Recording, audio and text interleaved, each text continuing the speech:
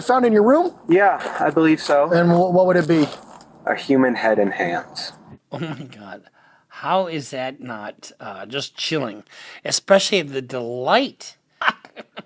That is so chilling. Why would you have done that?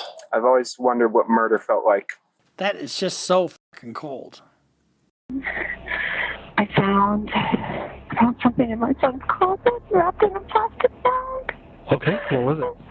I think it's a human head. So you weren't doing it for COVID, you were doing it to hide your face? Partially. Social distancing. Right. Yeah. The laughing.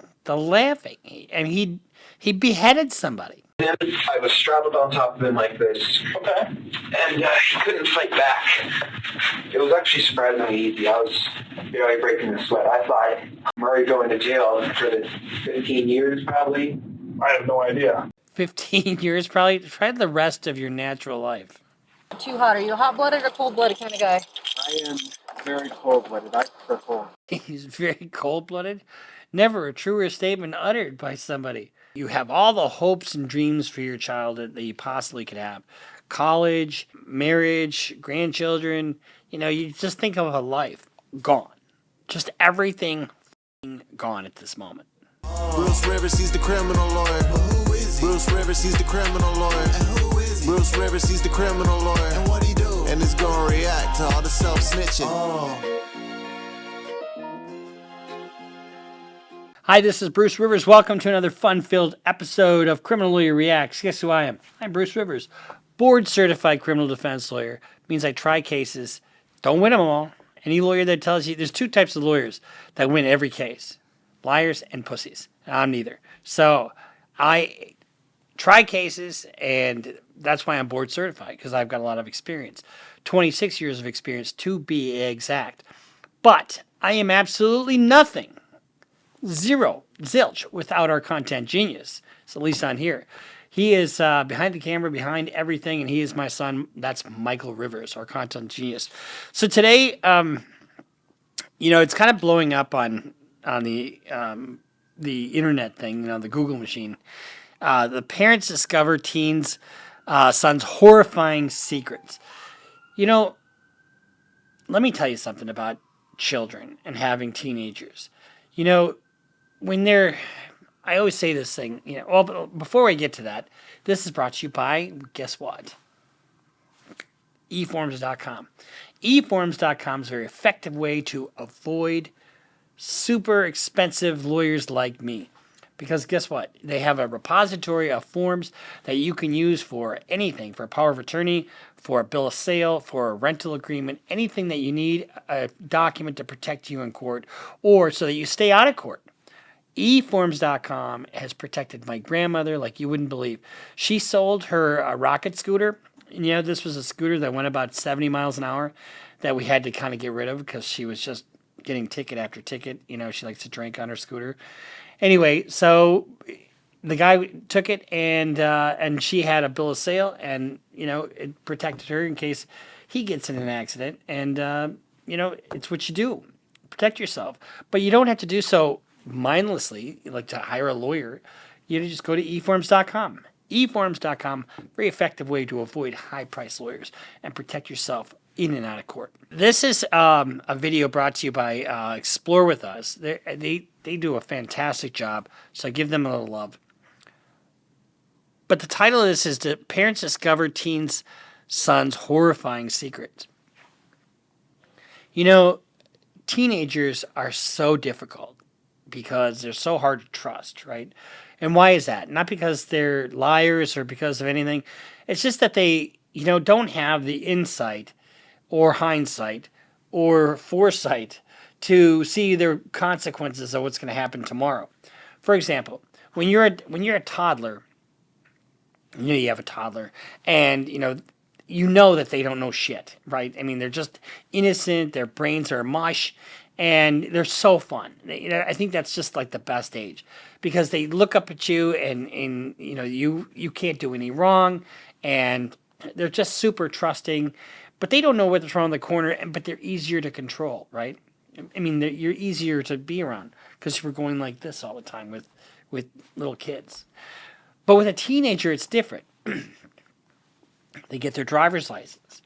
They stay out later. They do things without talking to us. And so, your heart kind of sinks when you get a phone call from the cops, or you get a phone call from the school, or they're out and you can't find their location, because something's going to happen, or at least that's what you thought as a parent. This is not something you ever expect to feel as a parent. I haven't seen this yet, and so this is going to be a cold reaction, and this is going to be a long reaction.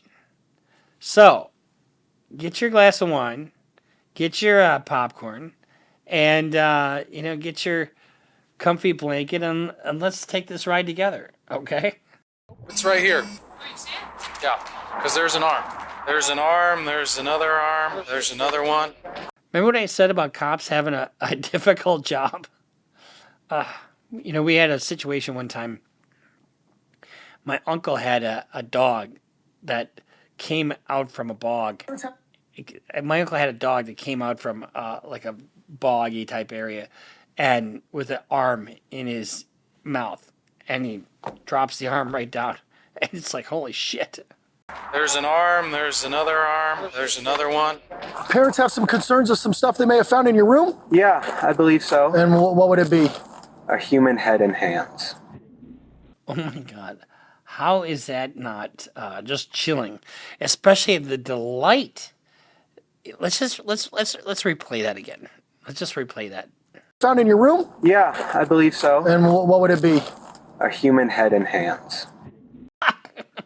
That is so chilling. People who do this kind of shit, there's a whole book on them. Like Jeffrey Dahmer destroyed animals and, wanted to take them apart. And It's not that. It's not serious. 911 is John. What's the address emergency? Hi, there is an emergency. I found something in my son's closet wrapped in a plastic bag. Okay, what was it? I think it's a human head. okay, he's got that Mike Myers mask. And you just hear the torture that his mother's going through. I think it's a human head. It's a what? I think it's a human head. On March 1st, 2021, police at Grand Junction, Colorado received this chilling 911 call. A mother has just discovered a disturbing secret hidden within her son's closet. Even more terrifying, he's currently just outside the house while she makes this call for help. Why do you think it's that? Because it looks like it's all an ear. Is it bloody or does it like anything like that? I just need to come. It's like, I don't want to fucking talk about this anymore. Just get your ass here. Jesus. I mean, some things, the things that kids do these days, I'm telling you. This kind of stuff is traumatizing for everybody, including the officers. Remember the Miss Shabusiness and the cops finding that head in the bucket?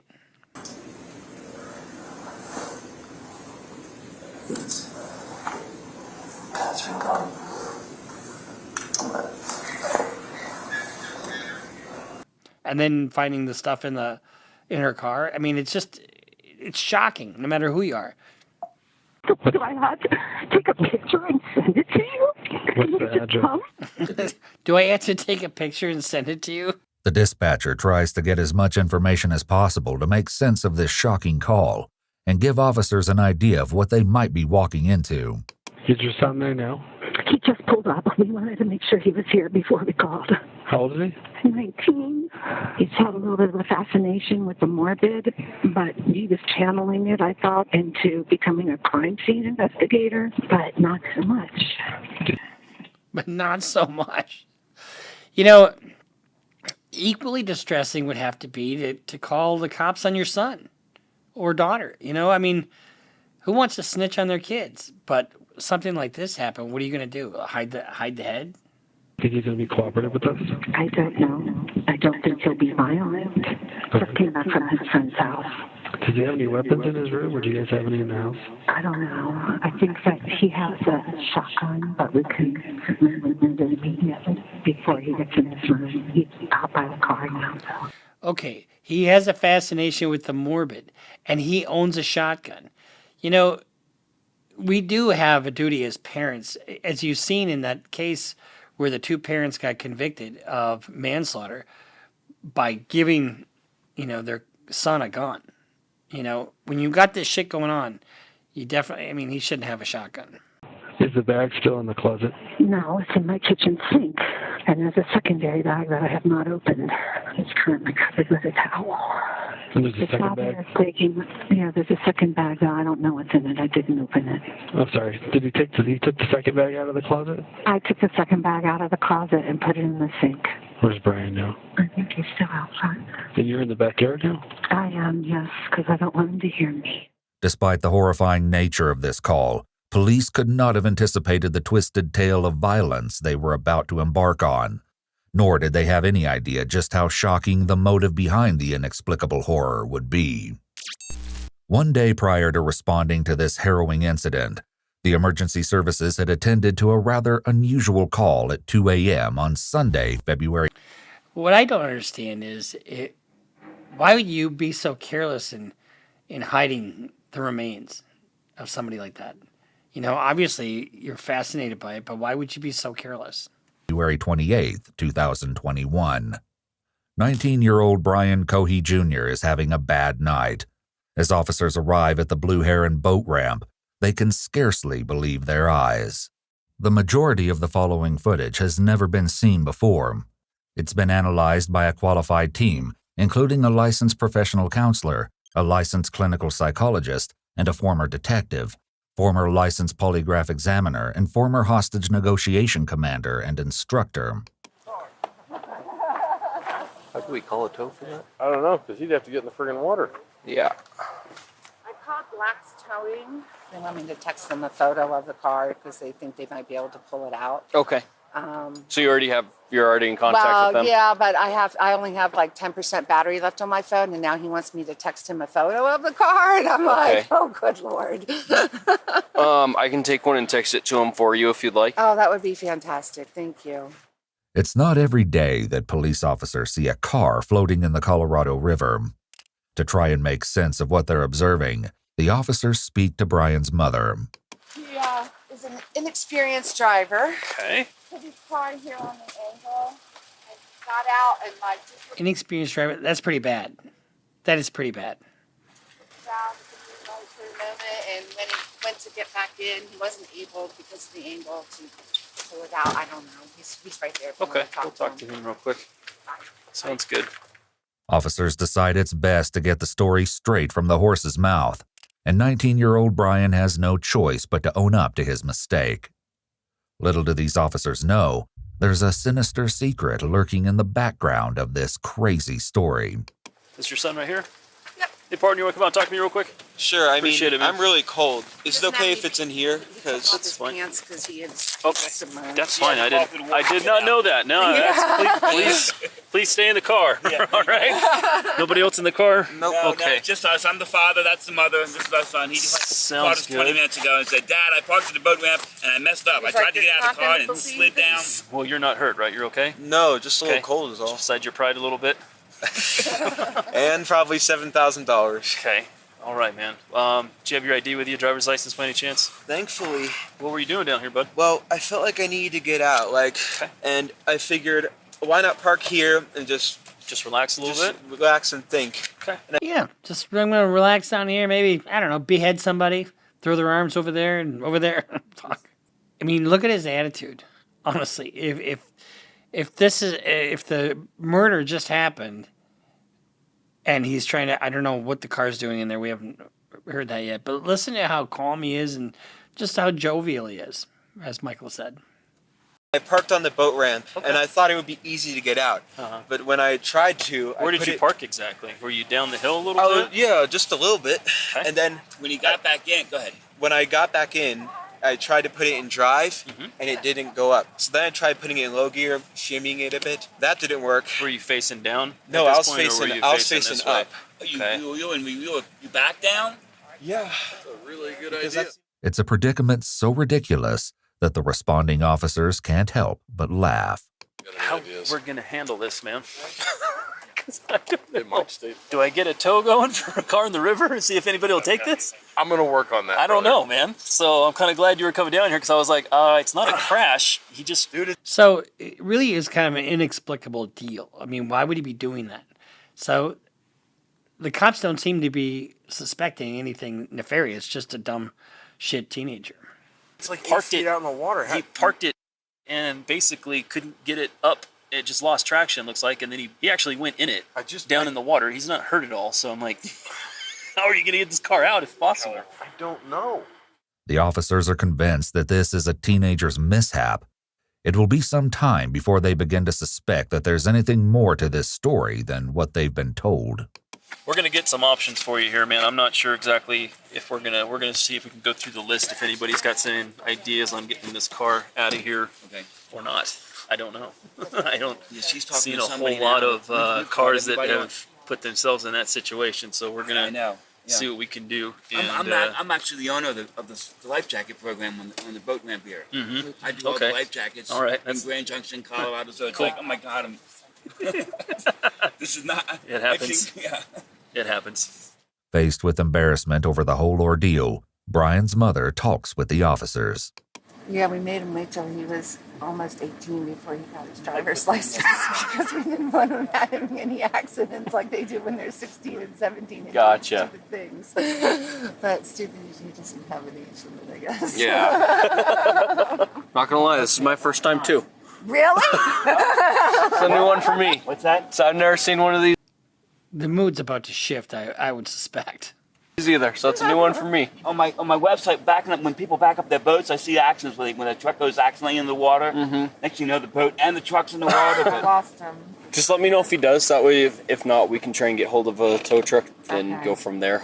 No, it's at an angle. It's heading upriver. It's facing upriver. Yeah. Yes, the front of it is facing upriver. Oh, damn it. I'm sorry. It keeps losing the call. Ah!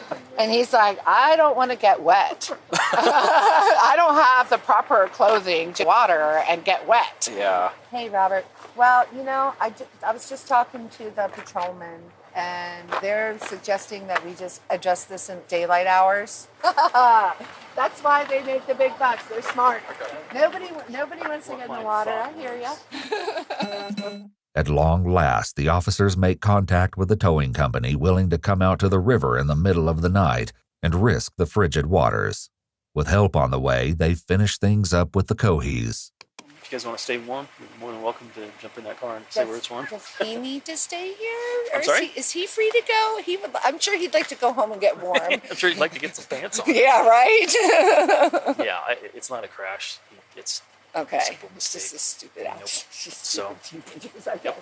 All right. I'm going to take him home then, and then we'll come back here and figure out what's what with the tow truck driver.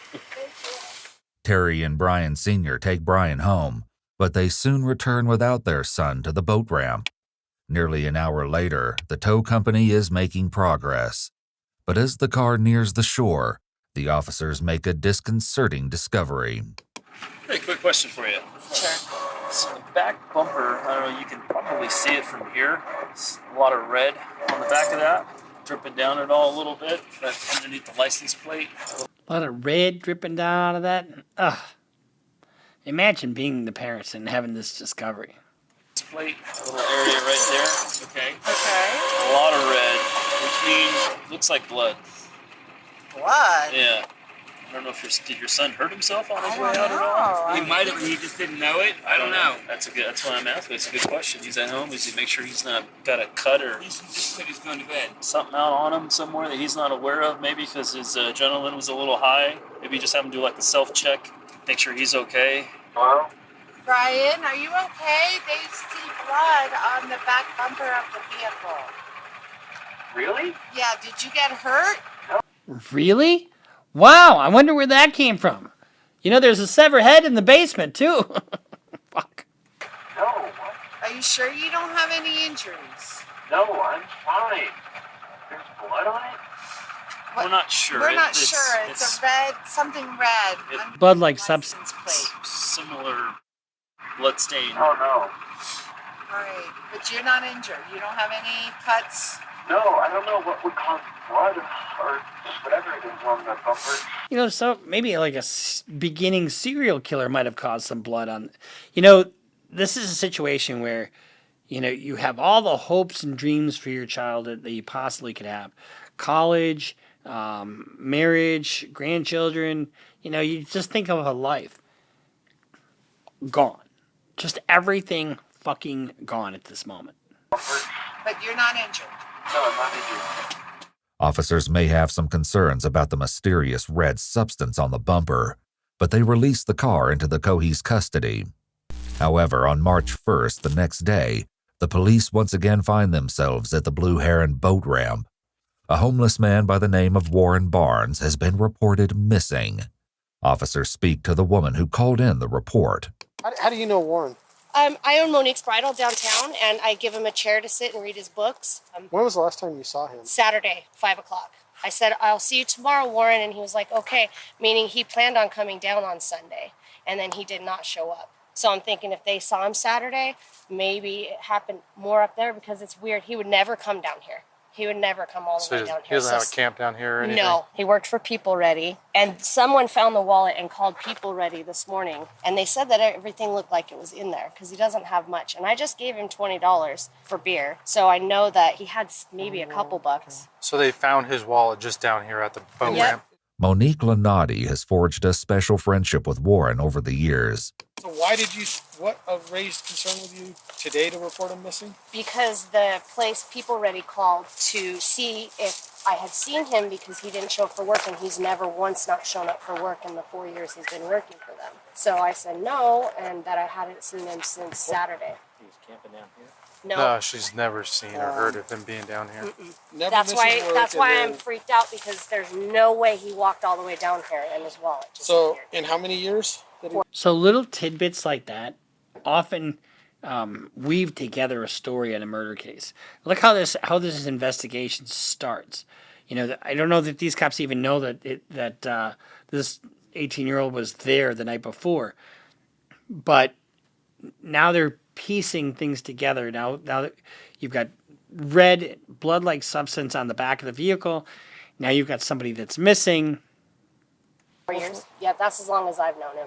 Officers soon find that Monique is not alone in her concerns about the missing Warren Barnes. He literally shows up every morning, every day without fail, like at 6 o'clock, sometimes a little sooner. And we always let him in before the customers. We give him free coffee. He's the nicest old man ever. Do you talk to him at all? All the time. Hey, So good. every morning it's around 6? Yeah.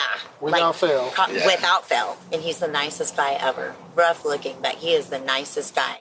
Monique gives officers a photograph of Warren in the hopes that it'll help with their search. So that's the only picture you have of him? That's the only one I have, and that's from June of June. What nice people to befriend a homeless guy like this. Some guy that's just an old codger, doesn't need much, probably happy with his existence the way it was, and you've got people befriending him. We need more people like this, honestly, looking after each other. 2019, so he's a little bit thinner. Okay. So who found his wallet down here? The lady from the place said that it was whoever runs the life jacket thingy. I'm actually the owner of the life jacket program on the boat ramp here. Okay. Be in touch. Well, thank you. Yeah, of course. I hope you guys find him. I hope he's okay. If anything, I just hope we find him so that we can start the next process of whatever. Because I don't know. I just have a really bad feeling. Monique's tone doesn't convey much hope, and with only an old photograph, police have very little to go on. However, things are transpiring across town. As it turns out, it was indeed Brian Cohees' father who called about the wallet. He found it in the most unlikely place, the now recovered Ford 500 that his son accidentally sank in the river. With her.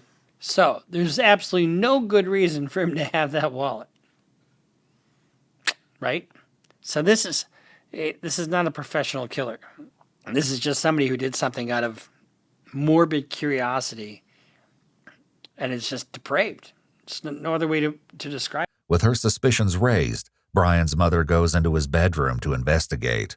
It's March 1st, 2021, the day after the car incident at the boat ramp, And Terry Cohey is about to make a horrifying discovery as she opens her son's closet. I think it's a human head. It's a what? I think it's a human head. Why do you think it's that? Because it looks like it's on ear. Shocked and terrified by what she's found in her son's closet, Terry Cohey nonetheless has the presence of mind to keep Brian in the dark while she gets police to her address. And that's really smart because she doesn't, know if they're next.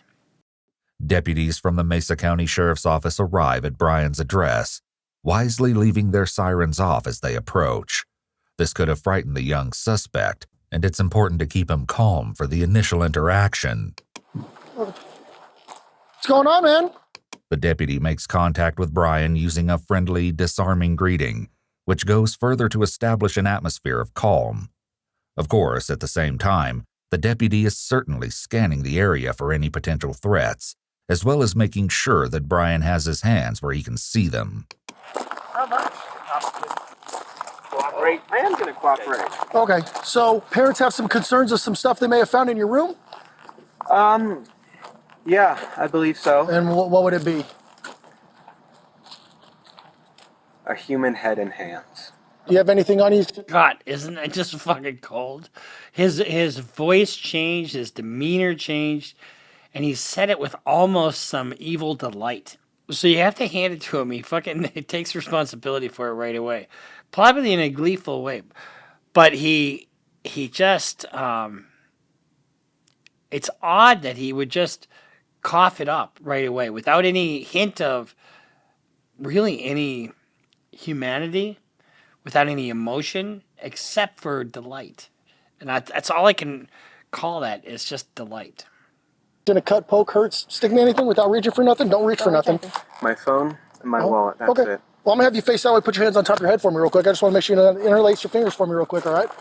It's important that the deputy only ask enough questions to figure out exactly what is going on at the scene. And while this is not the kind of encounter that even a veteran police officer would be accustomed to, it's Brian's parents who must slowly absorb the shock of their son's admission. Right there when he said a human head and hands, actually right when she finds it, their relationship is different now.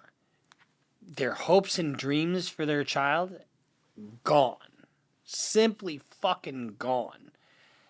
And how do you deal with that now? Now I'm the parent of a depraved murderer. And disembodying somebody, or, chopping them up and chopping the head off and mutilating the body is an aggravating factor. Although, who can't say that this was murder one? And you don't need much aggravation for murder one to be life without parole. I'm gonna have you walk over here. You're gonna sit in the back of my partner's patrol car for a minute, okay? Not yet. Okay. Just sit back there and hang out for me, okay? Can you walk me inside, please? Let's walk you all through this, what happened in the very beginning. Okay. Let me do it. You go inside. Well, let's stay out here with me for a minute. Sit down. Come on, sit down, baby. Can I go in there and verify here first? Oh, yeah, please. We haven't seen it. Yeah, we haven't Okay. looked at it. It's under the towel in the sink. Okay. Yeah, Annie, stay with your mother. Give her a... Just make sure that guy goes in the car first. I can stay here. You can go in the sink, right? Well, The sink okay. right there. No, you can understand. House is empty. Okay. We had a bad feeling about what happened this weekend. Okay. And she said there's a bag in this closet, and she opened it up. And she called me and said, get over here right now. The deputy. It's stunning that there's just a lack of trying to cover anything up. And that could be a fatalistic impulse. I did this. I don't care. I know my life's going to change. Who fucking cares? He correctly asks for permission to enter the house so that he can confirm the grim contents of the kitchen sink. I covered it with a towel. Okay. And that's important because if they don't ask for permission, they don't have a warrant, there's no exit. Well, I suppose you have the effervescent doctrine, which means that the evidence, well, they could lock the. So there's analyzing this 6 different ways in my head. There's a doctrine that says if the evidence is going to go away, you can search. Like alcohol, in the blood, that kind of thing. But there's also an issue if they don't ask for permission and they don't have a warrant. then they don't have an exception to the warrant requirement, like exigent circumstances. But I guarantee you, the parents are not going to say don't search. If they said don't search, with what they've already told them, they could lock the place down and say nobody in, nobody out, go get a warrant. And that would be pretty easy to do. See it? Because we didn't want him to run. I don't want to look at it.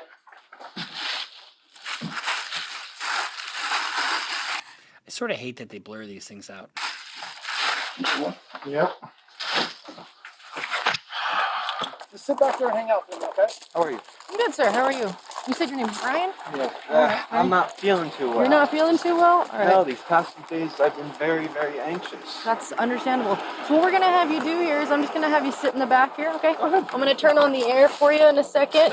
That way you're not too hot. Are you a hot-blooded or cold-blooded kind of guy? I am very cold-blooded. I prefer cold. Well, no, actually, sorry, hot-blooded. He's very cold-blooded. Never a truer statement uttered by somebody. To behead somebody and to kill them in cold blood without any reason whatsoever. Hot blood. So you prefer the cold. Okay, fantastic. All right. So hop in here. I know you're tall, so it's a little bit of a tight squeeze, but like I said, I'll get that air on for you. Sorry about that. All right. Injunction's been quite violent lately. The officer has no response to this observation. Grand Junction has been quite violent lately. No shit! Fuck. How you holding up, Brian? Okay. A bit thirsty? You guys have any water in your home? I can't make any guarantees we're going to be able to go in and get some, but I will get some water to you as soon as I can, okay? All right, Brian. We're headed to the sheriff's office, and your family's going to go with us, okay? She also doesn't respond on the way to the sheriff's office when Brian casually makes another chilling remark. Who's under this bridge?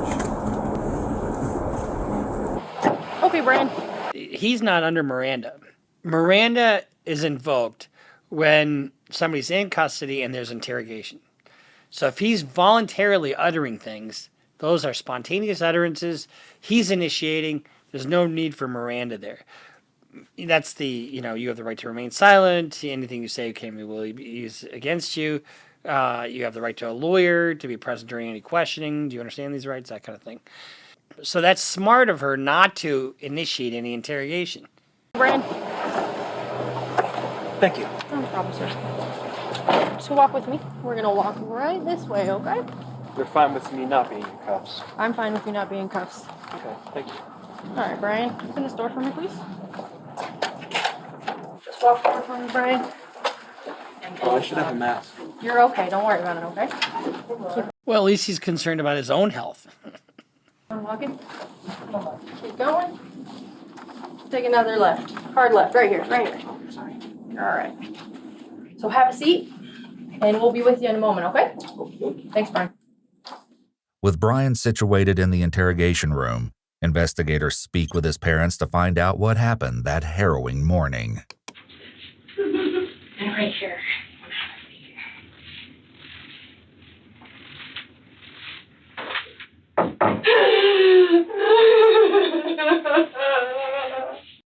If I'm his lawyer and he calls me right at that moment, they say you can talk to a lawyer, I would say don't say a fucking thing, just be quiet, and let's deal with it after we know what the discovery is. That's what I would tell him. But think about how difficult this is for the mother or the parents, mom and dad. Their son is gone. He's just gone for the rest of his life. Just take your time. Take as much time as you need, okay? So I know very little about what's going on today. So, what started all of what's going on? Terry relays the incident at the boat ramp. So, we have the car towed back to the address. And, of course, with the battery being wet, nothing was operating. And so my husband was cleaning out the car because he was going to take it into Scotty's to see if they could maybe salvage it. Okay. And he found the wallet. So he called me this morning and he said, found the wallet in Brian's car. Oh, and the officers thought that there was blood on his car. Okay. The night that it was in the river. Okay. The scene, and You know, he had just had a procedure done on his armpit a few days before, so I thought maybe the adrenaline opened that back up, and that's where it came from. I don't know. And he said, I don't know where it came from. And he took a special effects class last summer, which involved fake blood. Okay. And he's like, one of those fake blood containers. So he took a special effects class that involved fake blood, which, it seems like these things are a progression. You start with little animals, then you graduate up to humans. You start with little fake blood, now you get fascinated with it. Now you got to have a head in your kitchen. There's first in my trunk, it's probably that. And I was like, okay, that makes perfect sense. However, his father, Brian Cohey Sr., found something even grislier in the car's glove box and decided to confront his son. Went back out there this morning just to continue, and I opened the glove box, and there was a knife in the glove box, underwater. The glove box is full of water. Very large knife. And then, as I go around the passenger door, I open the passenger door, and there's a wallet in between this door and I open up. That's not Brian's wallet. It's frozen solid. That's not Brian's wallet. So I take it inside, and I end up getting one of the wads of cards out, and there's a label ready. I read that, so I called label ready. And then another one, there was a social security card.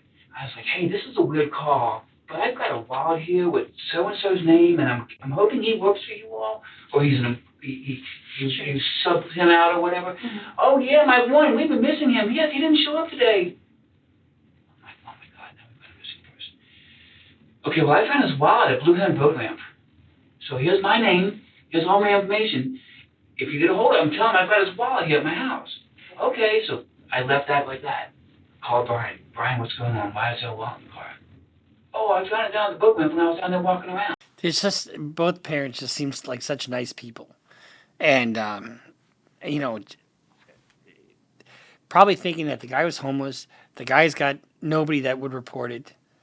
Although probably didn't even think even that far ahead, except for he just seemed vulnerable. And so many people who are vulnerable are subject to these kinds of attacks. When I was down there walking around, and he was so sincere. I took it all. I want to believe him. He's my son. Sure. We found out, Brian, how come, all this going on in the last 2 days, how come you didn't tell us about the wallet? Dad, I was just so excited with all the going on. My car getting towed. Look at this wet now. It won't start. I just didn't think about it. I didn't think it was important, Dad. I'm like, Brian, who is this one whatever guy? Mm-hmm. Dad, I swear to you, I only know one Warren. He's my school friend. It's not him. I believe him. There's blood on the bumper. Right. And I'm like a smear of blood. And I'm like, that didn't come from that cut. And I asked him, right, tell me the truth. I knew. I didn't want to believe it. Something was going on. Had that gut feeling. We as parents oftentimes have a sixth sense. Mothers for sure have a sixth sense. They know when something's up. So you never try to pull something over on your mother or your father because, it just never ends well. But, let's just posit another story. Let's say they were driving down a dirt road and all of a sudden he's walking and they accidentally hit him and he kills him. Well, that would be manslaughter, right? And then chop him up. Well, that would be not manslaughter. Well, that would be an aggravating circumstances in a manslaughter case, as opposed to an intentional killing. However, the knife in the glove box, that's what? Evidence of, premeditation. Despite the red flags, the family put the strange accident at the boat ramp behind them. But no one was prepared for the spine-chilling discovery Terry made the next morning. I was in his room, cleaning up, putting some things away, and he has a... Who leaves shit in your room that you don't want your mother to find? Your mother's going to search your fucking room. Of course she is. When Michael was in high school, he was excellent at hiding things. And I could never find his shit until years later. And by then it was too late. Statute of limitations have passed, so we're good. Rubber-made container in his closet. And so I just kind of started digging through going, what is this mess? Like moms do. Sure. And I saw a plastic bag, a white plastic trash bag. And I was like, what in the world does he have in here? And I picked it up, and it was heavy. And I held it in my hands, and I was like, what in the world is this? What in the world? Is it not like maggots? It's a fucking head! I better take it in the sink. So I carried it out to the sink, and it was double bagged. So I ripped open one bag, and I saw old blood. Okay. And I went,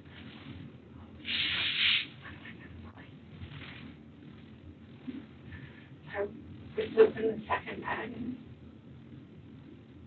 I saw this head. Okay. I saw zero.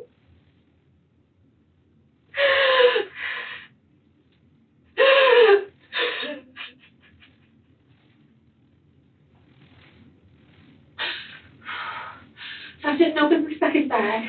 Okay. I called my husband. I said, Brian Jr. had already gone over his friend's house. He said, Mom, I want to go over to Kai's house. And I said, okay, but, you know, don't be... Make sure you bring your knife. God. You know, I mean, what do you do? I mean, there's no, like, right or wrong way to act when you discover this kind of stuff. And it's just got to be so traumatizing. Don't be over there too long. He goes, yeah, I should only be over there maybe 3 or 4 hours. Let's go hang out with her. And I said, okay. This friend was Kylan Like, and police would speak with her shortly. So I called his father. He said, hi, is Big and Andy up from school? Yes, I we get that at 12:30. 12:40, whatever. His last day at school. His last day at home. His last bit of freedom ever. I just said, you need to come over here right now.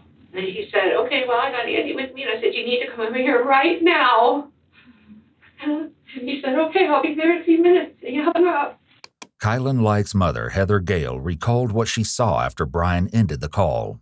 And my only memory of that was the way he peeled out of the driveway. I actually have a picture somewhere on my phone of the marks when he left to go, because his brother called him, I guess, and said, I need my car back. We know, of course, that this was a ruse on the part of Brian's parents to get him back to the house after their horrifying discovery. Brian, my husband, was already there by that point, and he put a towel over top of his... So it's not that for me in bed. So we hatched a plan to call Brian and tell him that his brother needed the Mustang for a driving license, because he's on his learners. And just as he pulled up, I called him. And he kind of knew something was up. Dad, you ever feel like the day's going to change? He started saying things. I'm like, yeah, we're just being really vague. Me and Andy were sitting there, and Mom was on the phone over there talking to 911. And it just seemed like it took forever. As his parents continued to speak with the detectives, investigators Pete Berg and Lisa Norcross joined Brian in his room. Over the next 2 hours, they will hear a shocking story of blood-curdling evil. And before the interview is over, they will even learn the dreadful truth about Brian's ill-fated trip to the boat ramp. Oh, thank you. Right. Well, this is Lisa. She works for... Hi, how are you? Okay, yeah. Good, thanks. Never really good. Okay. Trade any seats? Sure. Ooh, this is a special chair. No, this is the special chair because it's soft and I'm old. Brian is as cooperative and pleasant with the investigators as he was with the deputy who escorted him to the sheriff's office, but his nervous shaking and insatiable thirst indicate he is perhaps not as calm as he's trying to appear. The question is whether he's anxious about his fate or excited about his moment in the spotlight. One thing to keep in mind is that, according to his mother, Brian is diagnosed with ADHD and autism, and leg shaking can be a normal, stimulating behavior for people with these diagnoses. They read Brian his Miranda rights, and he agrees to speak with the officers. Brian, from here? So one of the things that can explain his demeanor is his autism. And not all people with autism, or even many people, or in fact, 99.999% of people with autism are not homicidal maniacs. But it does explain his lack of affect. And he agrees to speak with the officers. Brian, from here? Yeah. Where did you go to school? I've went to Broadway Elementary School just across from my dad's house. Then I went to Brooklyn Middle School. Right. Graduated last year. Good for you. Okay. Do you work? Yeah. Where do you work at? Not even part-time. I was going to say part-time. As a bagger slash courtesy clerk for Safeway, I work anywhere from 2 to 4 days a week. It may seem at first glance that the detectives are engaging in idle chit-chat to set Brian at ease, but this is part of rapport building, and it's also crucial for them to establish early on that Brian has been handling responsibilities such as school and work, and is perfectly capable of carrying on a normal conversation. That takes away any kind of like mental health defense, honestly. It's a good strategy. But imagine you're one of his coworkers at Safeway and like, holy fuck, he did what? I mean, oh. This will make it much harder for Brian to claim before a jury that he was unable to tell right from wrong. And how did you get here? I murdered someone. Okay. It seems. Holy fuck. How did you get here? I murdered somebody. I mean, it's just, that's what you get with, autism and Asperger's. You get matter-of-factness like that without any recognition that it's off the charts crazy. Harken it back to that JCS video we did a reaction to, and the guy there was Asperger's or autistic, and on the spectrum anyway, and just matter-of-factly, talked about how he did what. And it just is chilling, because that's not how we normally react. It seems that Investigator Berg was merely asking how Brian physically arrived at the sheriff's office, but Brian doesn't stand on ceremony. With a tone and head tilt that suggests he's bragging, Brian makes the ultimate confession. In fact, he's all too willing to discuss this horrific crime with detectives. So start back at the beginning and go slow and tell me as many details as you can remember. So, because Murray going to jail for the 15 years probably. I have no idea. 15 years probably? Try the rest of your natural life. Because we're at the beginning. It's murder. I'm going to jail for 20 probably, but so I figured, why fight it? Okay. So what's important to me is? Why fight it? Why not just get right in and give the details? Fuck it. So learn as much about you and what you did as I can. Well, as many details as you can give me, the better. Brian's polite exterior only adds to the surreal depravity of his confession. He's somewhat of a unique suspect. Let's see. Yeah, it was the night of February 27th. It was a full moon. And I figured I could see so well, why not drive out?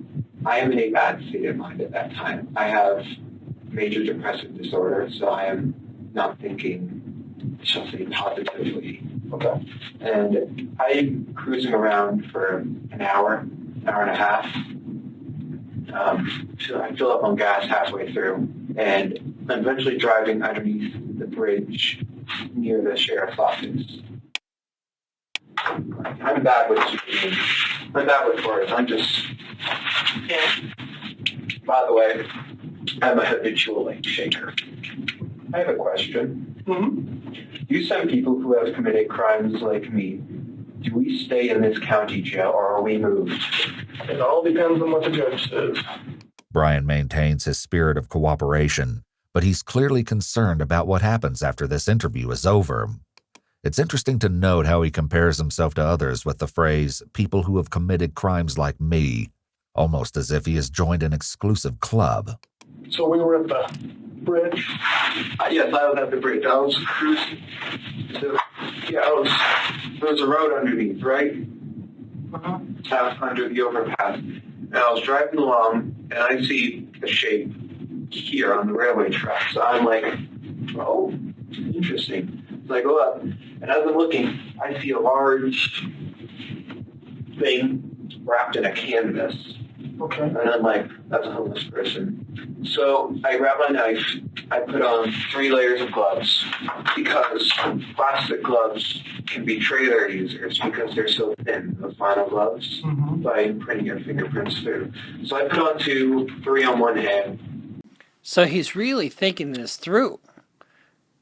But then he leaves that shit in his room. I mean, doesn't try to cover up anything. The wallet's in I think he said it was in the glove box. I took the knife, I pulled back the canvas, and I stabbed his neck. Okay. He was panicking at first in his old man voice. He was in his 50s. I know why I call him old man. He was saying, "What are you doing? What are you doing? Why? Ah!" And I just kept on stabbing his neck. I was so cold. So fucking cold and cruel. Is it okay if I do a demonstration? Oh, yeah. This is him. I was straddled on top of him like this. Okay. And he couldn't fight back. It was actually surprisingly easy. I was barely breaking a sweat. I thought, oh, this guy, he's going to be tough. But no, it was actually surprisingly easy. And during the time, I was growling and making animalistic noises. Honestly, that's why people pick those type of people, because it is easy, because they are vulnerable, and the amount of depravity, and he's enjoying telling this story. Couple of reasons. One, he's getting it off his chest. Number two, it's an extraordinary thing. It's the most extraordinary thing he's ever done in his life. And extraordinary, I just mean remarkable, like not good, but biggest thing he's ever done in his life. Can you talk about like the feral state he's kind of describing, like growling and making animalistic? Like that's so far out there.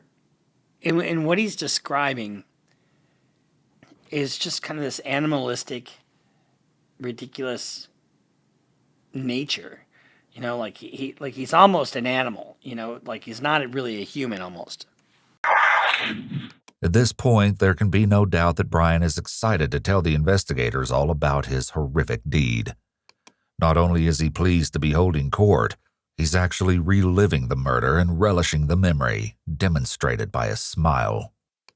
As for any question of this crime being premeditated, Brian admits to having put on 3 layers of gloves, which he already had with him. But he also had the knife with him. The whole ordeal lasted about a minute and a half. Okay. And when I was finished stabbing him, he took out his last breath, a grunt, and his head was halfway cut off in stabs. All the while, no, actually, after I killed him, I just couldn't stop saying, stinky, dirty, dirty, stinky, stinky. I wasn't smelling anything, but... What does that mean? Dirty, stinky. I mean, it's a feeling of superiority, a feeling of control, a feeling, that, I am over you. Coincidence, on one of his social media accounts, Brian identifies himself as that stinky boy registered under his email ID. And why were you saying that? I don't know. Okay. But you remember doing it, so. Yeah. I suppose it was just me speaking out my mind at that moment. It was a pouring out of the mind. Were you worried about, this looks like it's pretty close to the road and stuff, somebody seeing you or catching you? It was 11 p.m., so not many were driving by. Well, it was behind the pillar. So, here's the road. Uh-huh. It was here. So people would only see a brief thing here and here. So were you worried about them seeing you? I was worried about one of them stopping. What did you think could happen if somebody... Well, if they looked, it was quite dark under there, so they wouldn't have seen the guy unless they looked.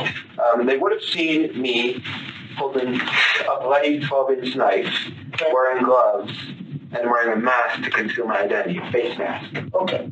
So you weren't doing it for COVID, you were doing it to hide your face? Partially. Social distancing.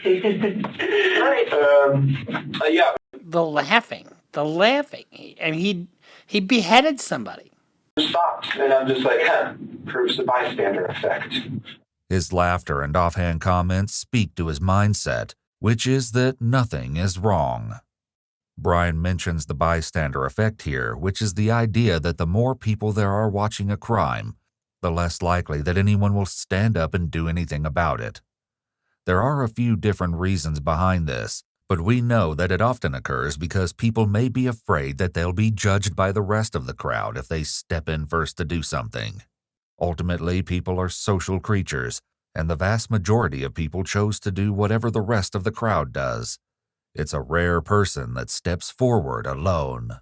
I noticed you got a cut on your hand. Is that from... Oh, that was when I was doing gas, when I filled up. What happened was, because I don't want to be seen in a gas station with a knife poking out of my pocket, I put it in the car on the back seat floor. When I'm done with it, I try and grab it, but my hand slips and grabs the blade, and as I pick it up, it slices these 2 fingers. Okay. And then, let's see. Yeah. And then after that, I stripped his clothes. I cut open his belly. You can see his guts. They're really pink. Sorry, that was morbid. One of the exceptional aspects of Brian's confession is the level of detail he provides. You know, speaking of level of detail, prosecutors love this because there's not much they have to do. You know, what can I do as a defense lawyer with this? Not a fucking thing. There's nothing I could do with this guy. You know, oh, Your Honor, he's young. He hasn't had any criminal history, despite the fact that he cut this guy's head off. I mean, there's nothing despite the fact that he picked on a very vulnerable individual, despite the fact, I mean, there's nothing you can do with that. Together with his casual commentary and jokes, these details convey to investigators that Brian is being fully truthful about what he did. It's also worth noting that morbid humor has long been one of Brian's trademarks. What about other kids in the neighborhood or on the bus? He didn't really, he had a couple of friends that he's had since elementary, but, he had a morbid sense of humor and would make jokes, and I'd say, Brian, that is not funny. He'd go, yeah, it is, Mom. You just don't get my sense of humor. In an interview with prosecutors, Kylan Like, who's known Brian since the 9th grade and whose house Brian was visiting just before his arrest, says that being provocative is a hallmark of his personality. When I first met him, he was very edgy, is the best way I can describe it. He loved to get a reaction out of people and say things that would make people have a double take. He wanted to go against the flow. His jokes were always in the realm of dark humor. Very rarely did he make jokes that weren't somehow relating to death or violence or... Hindsight is 20/20. But it's really difficult to not look at this any other way than there should have been some warning signs. But what do you do? If he just has these views and dark humor, because I have dark humor all the time, but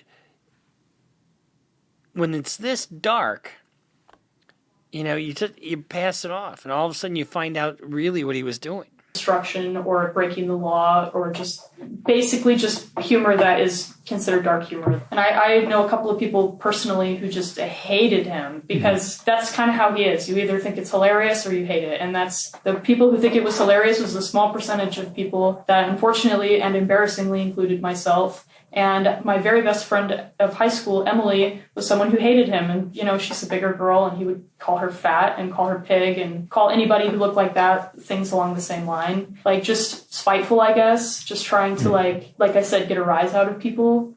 Kylan Like is not the only one who noticed Brian's love of sick humor. While in a youth diversion program 2 years earlier, Brian asked the other teens if they enjoyed a snack known as crispy meat bites. He joked that the recipe involved running your cat or dog through a meat grinder and then frying them up. Despite Brian's predilection for dark humor, Kylan's mom tells investigators that she never worried about her daughter being friends with him. Okay, so you've got him in a diversion program? What kind of diversion program was he in? Diversion is something where you do something, you get called on the carpet for it or charged with a crime, and then, because you don't have any history, they put you into a separate program, you complete the program, they keep it off your record. That's what a diversion program is. That she never worried about her daughter being friends with him. He didn't seem scary to me at the time. He just seemed unusual, in the way that my nephew and other people I know that are on the spectrum are just a little unusual. Like, not a lot of eye contact, things like. She has a connection with him. Her nephew is on the spectrum, so she feels like she knows, has some connection with Brian because he's on the spectrum. Little did she know. That, but he never struck me as scary. Like I said, I actually let my daughter and her friends not that I was in charge of her friends, but I let her sleep over at his house like a month, 2 months, whenever New Year's. And his mom, as far as I know, she ran a daycare. So I thought, good with kids, whatever, Okay. Not only does Brian's mom run a daycare, she runs it out of her home. Upon discovering the severed head in her son's closet that afternoon, she had to scramble to get parents to pick up their children before calling police. And I said, Yeah, don't trip over the head as you leave. See you later. Oh, there's an arm over there. Sorry about that. God. You imagine? I guarantee you. See you Monday? My son won't be here. Fuck. home all the children. I had a few little kids over that I was watching, so I called their parents. I said, this is a family emergency. Please come pick up your children. They're safe. They're not hurt. Parents came. Everything's okay. Took their kids home. Yeah, we're just letting him play with a severed head. Fuck. Back in the interrogation room, Brian goes into further nauseating detail about the post-mortem mutilation of Warren Barnes. Destroyed his eyes by stabbing them. Okay. And then I cut off his hands. I put those in plastic Ziploc bags. And then I cut off his right arm at this joint and at this joint. And then at this arm, I tried cutting it here, and then I tried cutting it here. But what happened was I accidentally broke his bone. This one, it was poking out. And so I left that one here, partially cut, dismembered here, bone sticking out. And then I left his body there. And then I took the head, put it in a leftover pizza box from the dinner a few nights ago. And then I took the hand. Well, blood, red sauce on a pizza, it's about the same color. What the hell? Honestly, why would you take the head with you? I'll tell you why. Sick, fascination, and trophy. That's why. He's proud of what he did. He thinks it's an accomplishment. Put them in the back, drove home, hid the hands and head in my room, cleaned the knife, threw away the garbage with the blood on it, and then put the blood stained, wasn't stained, it had splatters on it. I put it in the dish, in the washing machine. What did you put in there? I put the outfit I murdered him in the washing. Yeah, I was wearing. Okay. In the washing machine, put it on high speed so it would effectively remove the blood. Oh, Brian's such a good son, isn't he? He's doing his own laundry. Oh, fuck. Unbelievable. Washed it twice. You'll notice again that not only is Brian's level of detail remarkable and disturbing, he talks about the steps he took to avoid getting caught. These will undoubtedly... It is remarkable. He talks about getting caught, or like you talk about the steps avoiding, to avoid getting caught. Putting the gloves on so there's no fingerprints. On what? I don't know. I mean, it's not like you get fingerprints very often off of a body, but it can't happen. But he takes the evidence with him. I mean, it just defies logic. And he doesn't hide a thing with the cops. So, are you really trying to not get caught? Be important elements to any eventual prosecution as it goes to establishing his state of mind. I can back up just so I don't lose track of where my mind is. So you cut him open, did you cut his arms off, his hands off, all that before you went home? Yeah, before I went home, I tossed the arm bits around. Like I took the right arm bit, threw it out, took the left arm bit, threw it out. So it's somewhere around that bridge? Yeah, but look because I know crime scenes can be a very wide area. Mm-hmm. You're going to want to look in a 10-foot area. So this is a zoom in. So here's the road. And here's where my car was parked. His corpse is here. The interview continues to get more and more bizarre. In addition to reliving the mutilation in full pantomime, Brian enthusiastically goes over the dimensions and location of the crime scene, as if he's a police lieutenant giving a briefing to his officers. I hope I'm being cooperative. Oh, you're doing great. First of all, he's not going to get any points for being cooperative. This is just astounding how matter of fact he is, and his level of detail. You know, the only thing that can explain it is his desire to tell the story and to relive it. So you could have just walked over here. I could have. There's no use trying to deceive law. So that's north, and you... There's no use in trying to deceive the long arm of the law. Through, what all did you throw while you were there? I mean, how many pieces am I looking for? There are 2 pieces of arm. This section and this section, just in this general area. I couldn't say where they are. Armed with information they've been fed from the interrogation, police officers descend on the area. There they find a scene that will no doubt haunt them for the rest of their lives. It's right here. Yeah. Because there's an arm. Hey. The female cop starts to... Now, you hear that laughter of the cop? You know what that is? That's a defense mechanism. And it's not because they're sick. It's just, it's so unbelievable what they're doing. What do they normally do? DWIs, domestic assaults, regular assaults, bar fights, traffic stops, speeding, careless driving, driving without a license. That's the kind of shit they normally do. This stuff, this is not something they normally do. So when you hear that cop laughing, to us, it might sound, insensitive, grotesque, or whatever. But, cops and firemen, my dad was a fireman, and they hear crazy stories all the time, and that's just a defense mechanism. Laugh when she sees an arm. It's unfortunate that the family and the court will hear this. There's an arm, there's another arm. Do some pictures. On that note, I doubt that there's going to be much family because he's homeless. Who knows if there is even next to kin, which is even more sad when you think about it. But he did have friends. He did have friends. He did have people that loved him and respected him and had a life with him, and they engaged with him and they gave him money and they thought he was a decent person. There's another one. I don't have a clue. It's like something out of TV. Yeah.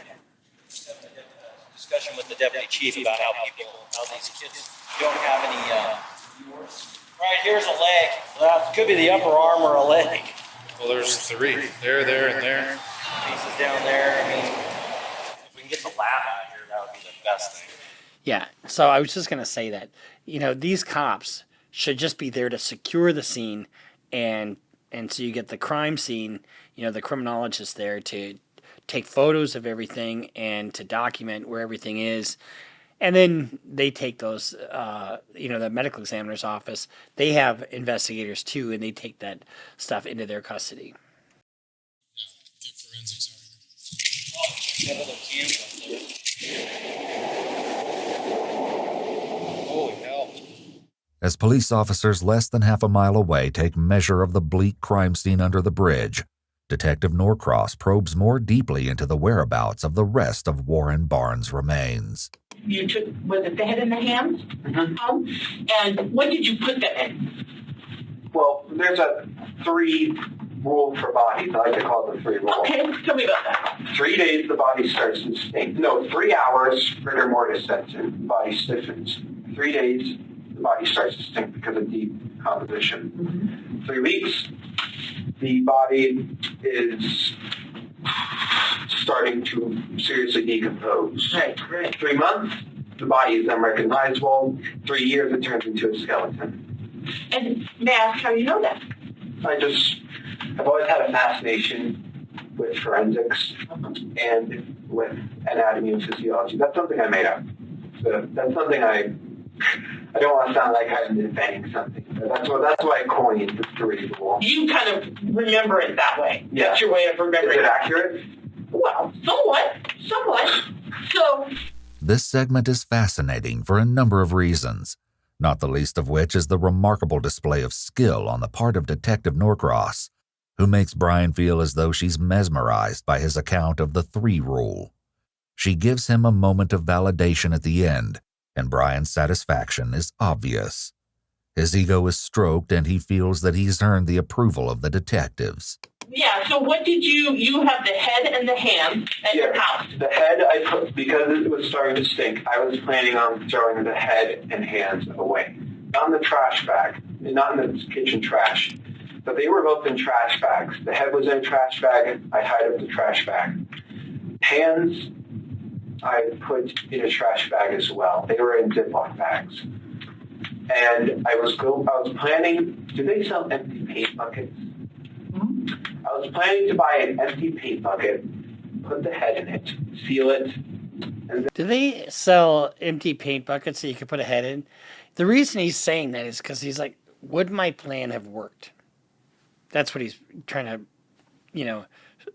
pan out in his head. then I was going to throw it off in some dish. Okay. The hands I would throw in a different spot, wherever. I'm sorry, I just want to make sure I have it right. The head is inside of a trash bag. It was.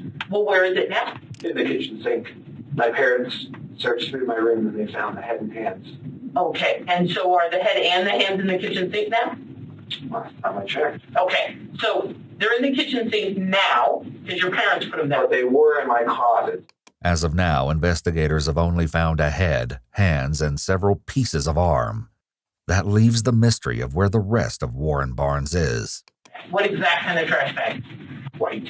White, like a kitchen one, or what? Like a kitchen. Okay, white kitchen. One that you put in a trash can. Yeah. And then what about the hands? They were inside Ziplocs, you said. Both in the same. Both in a different trash bag. Okay, the white kitchen trash bag. Yes. But now they're in the kitchen sink. Yes. And you talked about cutting. I used to be a meat cutter. I know it's not easy just to cut off hands. Oh yeah, it was with the knife. I was just. So did you practice on anything else? No. Or how did you know how to do it? No, I just went along as a process. The bones, I just pressed the blade down and went. Sever them at the ligaments. Okay. And how hard was it to do that? To get them actually? Not particularly hard. I was just more frustrated that I broke. Okay. This old guy who's homeless, probably malnutrition, probably, thin and brittle bones. So just a frail, very vulnerable person. Sever them at the ligaments. Okay. And how hard was it to do that? To get them actually? Not particularly hard.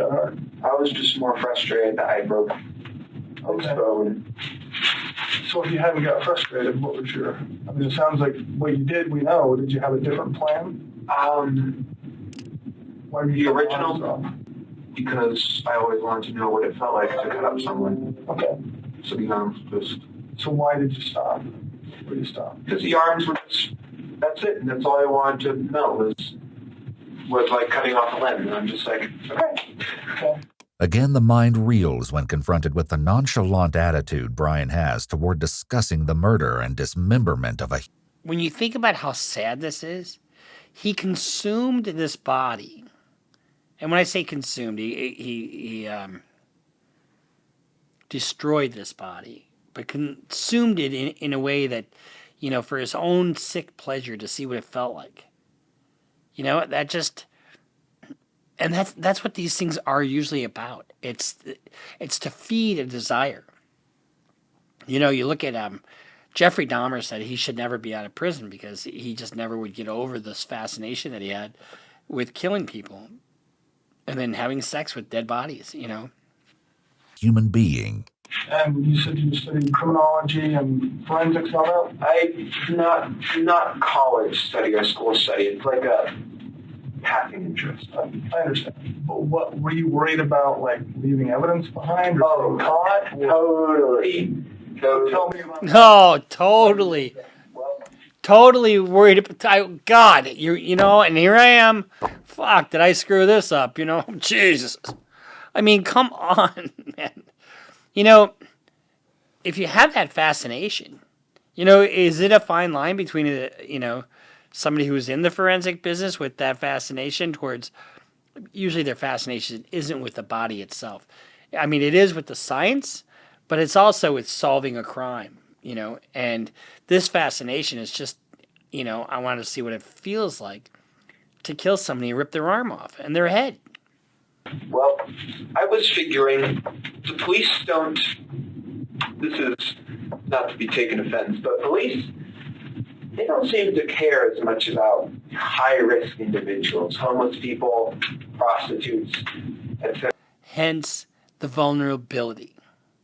You know, he doesn't have a family. He's living under the bridge. Who gives a shit? But it also belies the fact that why didn't he leave the fucking body there? Why didn't he leave the head there? Why did he take the hands? You know, why did he bring that home? You know, if he hadn't brought any of that home, would he have gotten caught? He not only took the head and the hands home, he also took his wallet home. So he had some sick fascination with retaining, you know, the identity of this person. So I was deliberately looking for someone who lived that type of life. Okay. And I found a homeless person, and the original goal was just leave him there. But I was worried about the fibers on the outfit I was wearing that would be on his clothes and stuff. So I deliberately messed up the clothes. This is an outstanding amount of So that's excellent information about premeditation. So who he's looking for, why he wants to kill them, and how he's going to kill them. All pre-planned. An outstanding amount of premeditation for a youth offender. It's a shocking amount for anyone, but particularly because of his age, his executive functioning is years from being developed, and yet he's thought so much of this through. It's chilling to think what he may have been capable of had he not been caught. Brian remains engaged, casual, and even jovial as he describes his mindset on the night of the murder.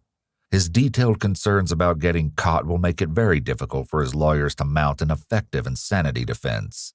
According to Kylan Light's mother, Heather Gale, this isn't the first time that Brian talked about choosing a victim on the outskirts of society. Really? And you didn't think to call anybody? Or maybe she did, and that's why he was on diversion. Anything else things you've heard from Kylan come to mind? She told me that he had mentioned that he was going to kill a homeless person because nobody would miss them and he could get away with it. Yet once in an interview, Kylan tells a different story.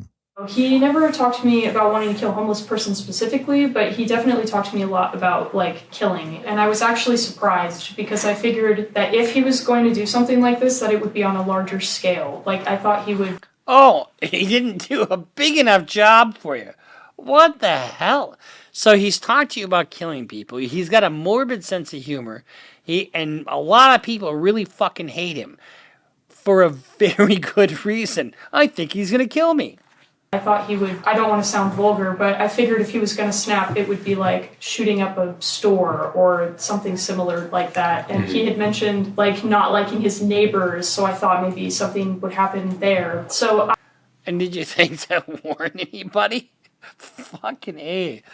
So I was actually I was surprised that he had killed someone, but I was also surprised that it had only been one person. So how long have you been planning or looking for someone to do this with before you found this guy? About a year. About a year? No, 6 months. Brian's internet search history adds an interesting element to this as he looked up homicidal thoughts every day and how to cope with murderous thoughts. So you come close or seen somebody or... Yeah. So when you have a thought that's so compelling that you can't control yourself, that can be a mental health defense. And when you see him play this out, first thing I would do as his lawyer, I would get him a psychological evaluation. And then I would file a mental health defense. Chickened out or anything in the past? No.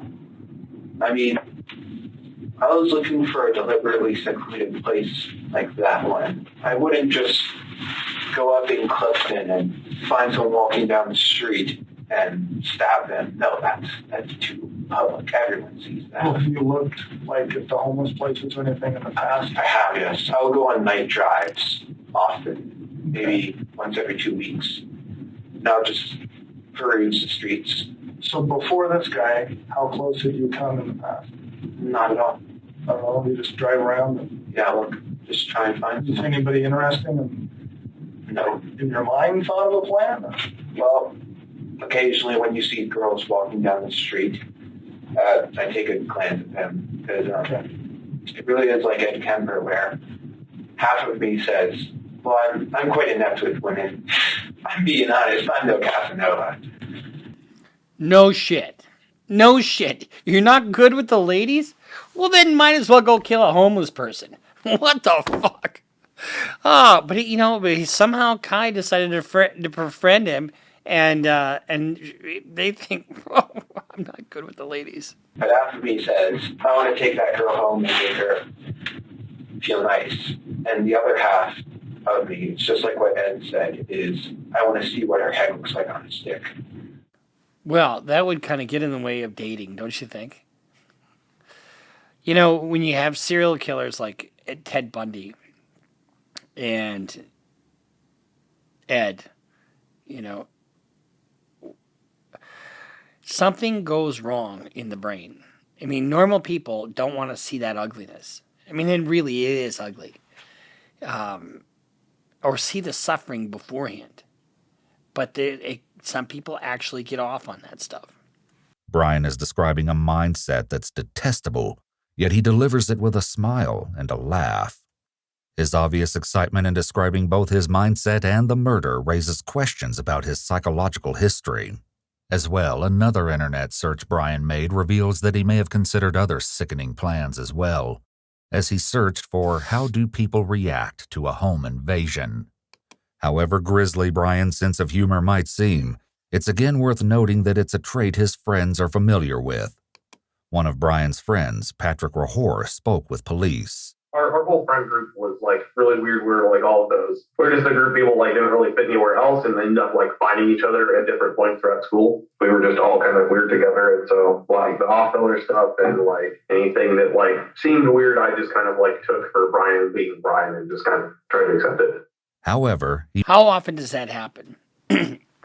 Where you hear something, oh, I could just kill her.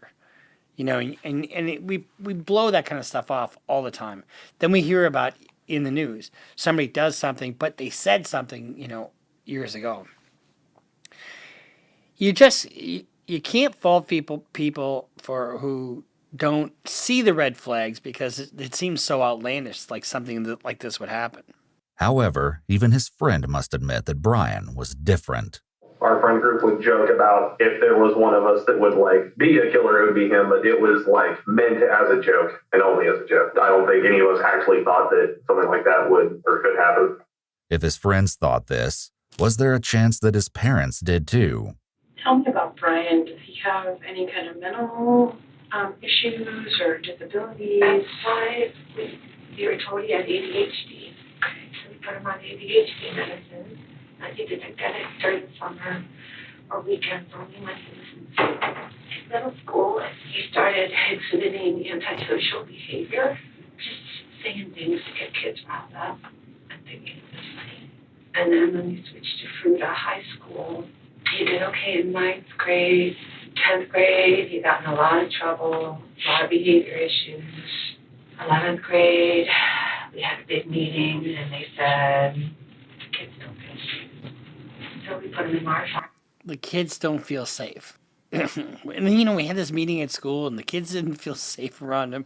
And his other friends are saying he wants to kill people and he's got a fascination with death and forensics. And seems like all the, this kid should never have had a firearm. He should never have had a shotgun. Yeah, I thought, he would kill somebody, but it'd be at a bigger scale. Like he'd shoot up a store or maybe a school.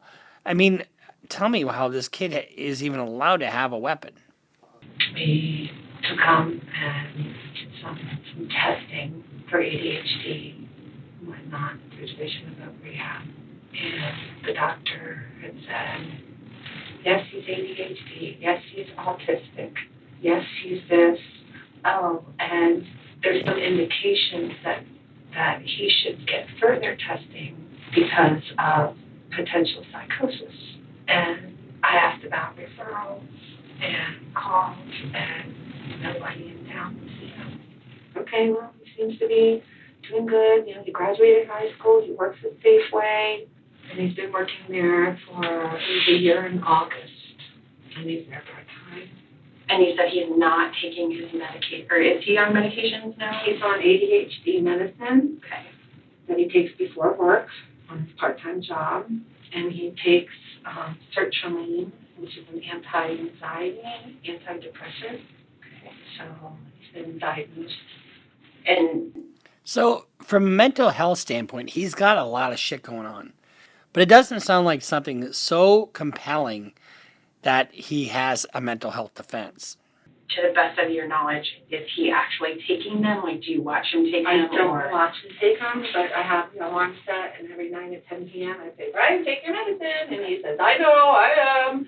And as I've looked at his pill container, I mean, it's going, seems to be going down. Okay. So I assumed he was taking it. About, I'm thinking 3 years ago? I'm guessing, I don't know. Because we had him going to counseling, he was going to counseling, and he just thought about it, it just came across his head. It was just, but then I think everybody thinks about it, but I remember one of the times when he was really lonely and that was an issue, we were kind of concerned about that. He made jokes about making nooses or doing that and doing that. Okay. But I don't know, I just played it off as normal talk, but I'm like, Brian, we wouldn't, but I didn't know the depth of the water. I don't understand. He's obviously sick. He's obviously very sick, because we've noticed weird things about him. Some days gets cold. Just he looks at me and he has this cold look on his face. Yeah, that's what happens when you cut somebody's head off. But, as a parent, you're caring for your child. Okay, let's get him some help. Let's get him, you don't want to believe the worst of your child.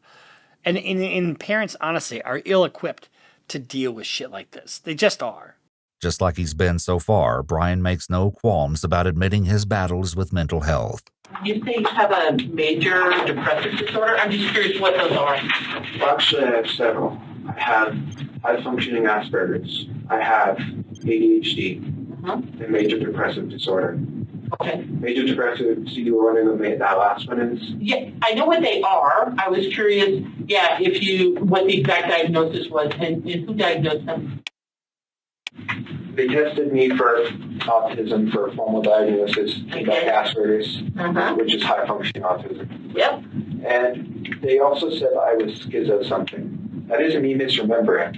They just said you're schizo something, whether that be Probably, schizoaffective disorder.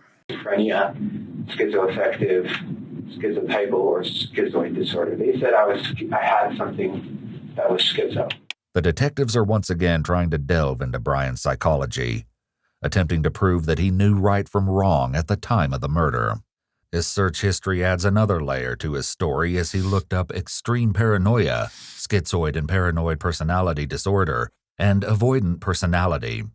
I was never formally diagnosed with anything like that. Do you feel like you had that? I don't know. Impossible as hell. Self-diagnosing is foolish. Yeah. But do you, schizophrenia is pretty clear because people recognize they have a different personality in there. I don't have any hallucinations. Okay. I have delusions, I guess. Okay. Like years ago, I thought I was obsessed with people staring at me. Okay. Like I felt people watching me from every window. The birds were looking at me, watching me. Okay. Greater purpose. That was a delusion, I suppose. Right. But you don't have times where you feel like another personality is in your body? No, you remember all this. That's dissociative identity disorder. Right. Schizophrenia. Okay, that is a question from an uninformed cop. You just because you don't hear voices or you don't have a personality, like your multiple personality disorder, doesn't mean that you're not suffering from some other kind of debilitating mental health disorder that would be a defense. If you listen to his description of all these different things, he has a good base of knowledge. But you have multiple people talking to you at the same time, kind of a thing. No one was talking to me. Okay. There's a very good reason they're asking these questions. Because Brian said he has some kind of schizo diagnosis, they're trying to determine if he committed the crime under some kind of command hallucination, which may mean he could be deemed not guilty by reason of insanity. However, Brian denies having voices in his head. And just so you know, the not guilty by reason of insanity doesn't mean you walk free. It means you're committed to the Department of, or you're committed psychologically, a civil commitment. That means you go to a hospital, a lockdown facility, state hospital, so that you don't get out until you're better. And usually that doesn't ever happen. And to be honest with you, the McNaughton rule, whether you know right from wrong, is very difficult. In 26 years of practice, I've won, I think, 3 cases on that note. For that, I mean, it's very rare that it happens. And 3 in 26 years is a lot. As well, his search history goes far in showing exactly what he was thinking about in the lead up to the murder. One day before and again on the day of the murder, Brian pulled up Wikipedia articles for several notorious killers, including James Dale Ritchie, Joseph Christopher, and Andrea Yates. In the month leading up to the murder, he also looked up topics such as how do people react to being held at knife point, how deadly is a neck stab wound, and he read an article about the killing of a homeless man in Baton Rouge. What did you think would happen if you got caught? Well, I figured my mother would have confronted me about it, but no, she didn't even say it. Do you know who the person was that you killed? No. I took his wallet. I didn't look at it. I just picked it up, briefly scanned over it, and put it in my car. Apparently, it was Warren.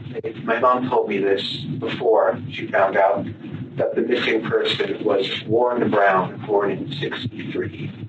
Brian doesn't seem particularly interested in knowing more about his victim, and the detectives turn Brian back to the subject of the evidence. So we talked about the stuff there we're going to go look for. Your mom's off in the sink, apparently. Yeah. The knife is where? My dad found it in the glove box. I don't know where it is. What did the knife look like that you found in the... You know when you buy like a 10-piece knife set, the biggest one in there? Okay. I think when we moved Terry into the daycare, we probably bought all new kitchens, and I think he just took it out of the kitchen. Because we found it in his car before. Brian, you don't need this. Dad, I do. I don't trust anybody. We found it in his glove box before. I mean, so he was searching and searching and searching, not just on that day, in my opinion. I think he was looking for the perfect person to kill. And just on that day, he happened to see somebody sleeping under a bridge, and that fit the bill for Brian. Okay. You don't find any blood or anything on it. I cleaned it. All of his belongings, except for his wallet, are right here. And his head in his hands. His head and his hands are at the house. Any reason you were wearing a dark blue one-piece jumpers? You know the movie Halloween, Michael Myers? Mm-hmm. He wears one of those, and for Halloween last year, I bought that as a costume to find the mask in my room. Okay. And I just associated that article of clothing with violence. That's why I was wearing it that night. Yes. As horrifying as all of this is, nothing they've heard so far can prepare investigators for the rest of the seismic revelations to come. First, however, detectives have a simple question for the killer sitting before them. Have you ever done it before? No. Okay. You gotta ask, right? Yeah. How about animals? Have you practiced on anything? Yes. It's a pretty big step. Tell us about that.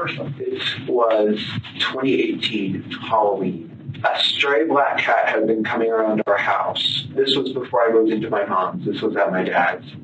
And I was thinking about killing it. The video is redacted in this part, but the transcript from the sheriff's office says that Brian told detectives that he herded the cat into a sleeping bag and beat it, strangled it, and snapped its neck. You know, that is how some of this stuff generally starts, is hurting animals because it's safer, right? In its curiosity, and then you graduate up to humans. But it seems like he went pretty quick. He then decapitated the cat, hid the body in a shoebox, and hid the head in a wine cork box. It seems clear that Brian has a sick interest in decapitation. There are chilling parallels between what he did to the cat and to Warren, including decapitation and keeping the heads in boxes. Both times he preyed on those he knew were vulnerable and that he believed no one would notice. And then I disposed in the trash and got away with it. Killing that cat. Did you keep them for a while like you did this guy, or? I kept it for 3 days. Then it started to stink. Is that where you got the 3 days and it stinks?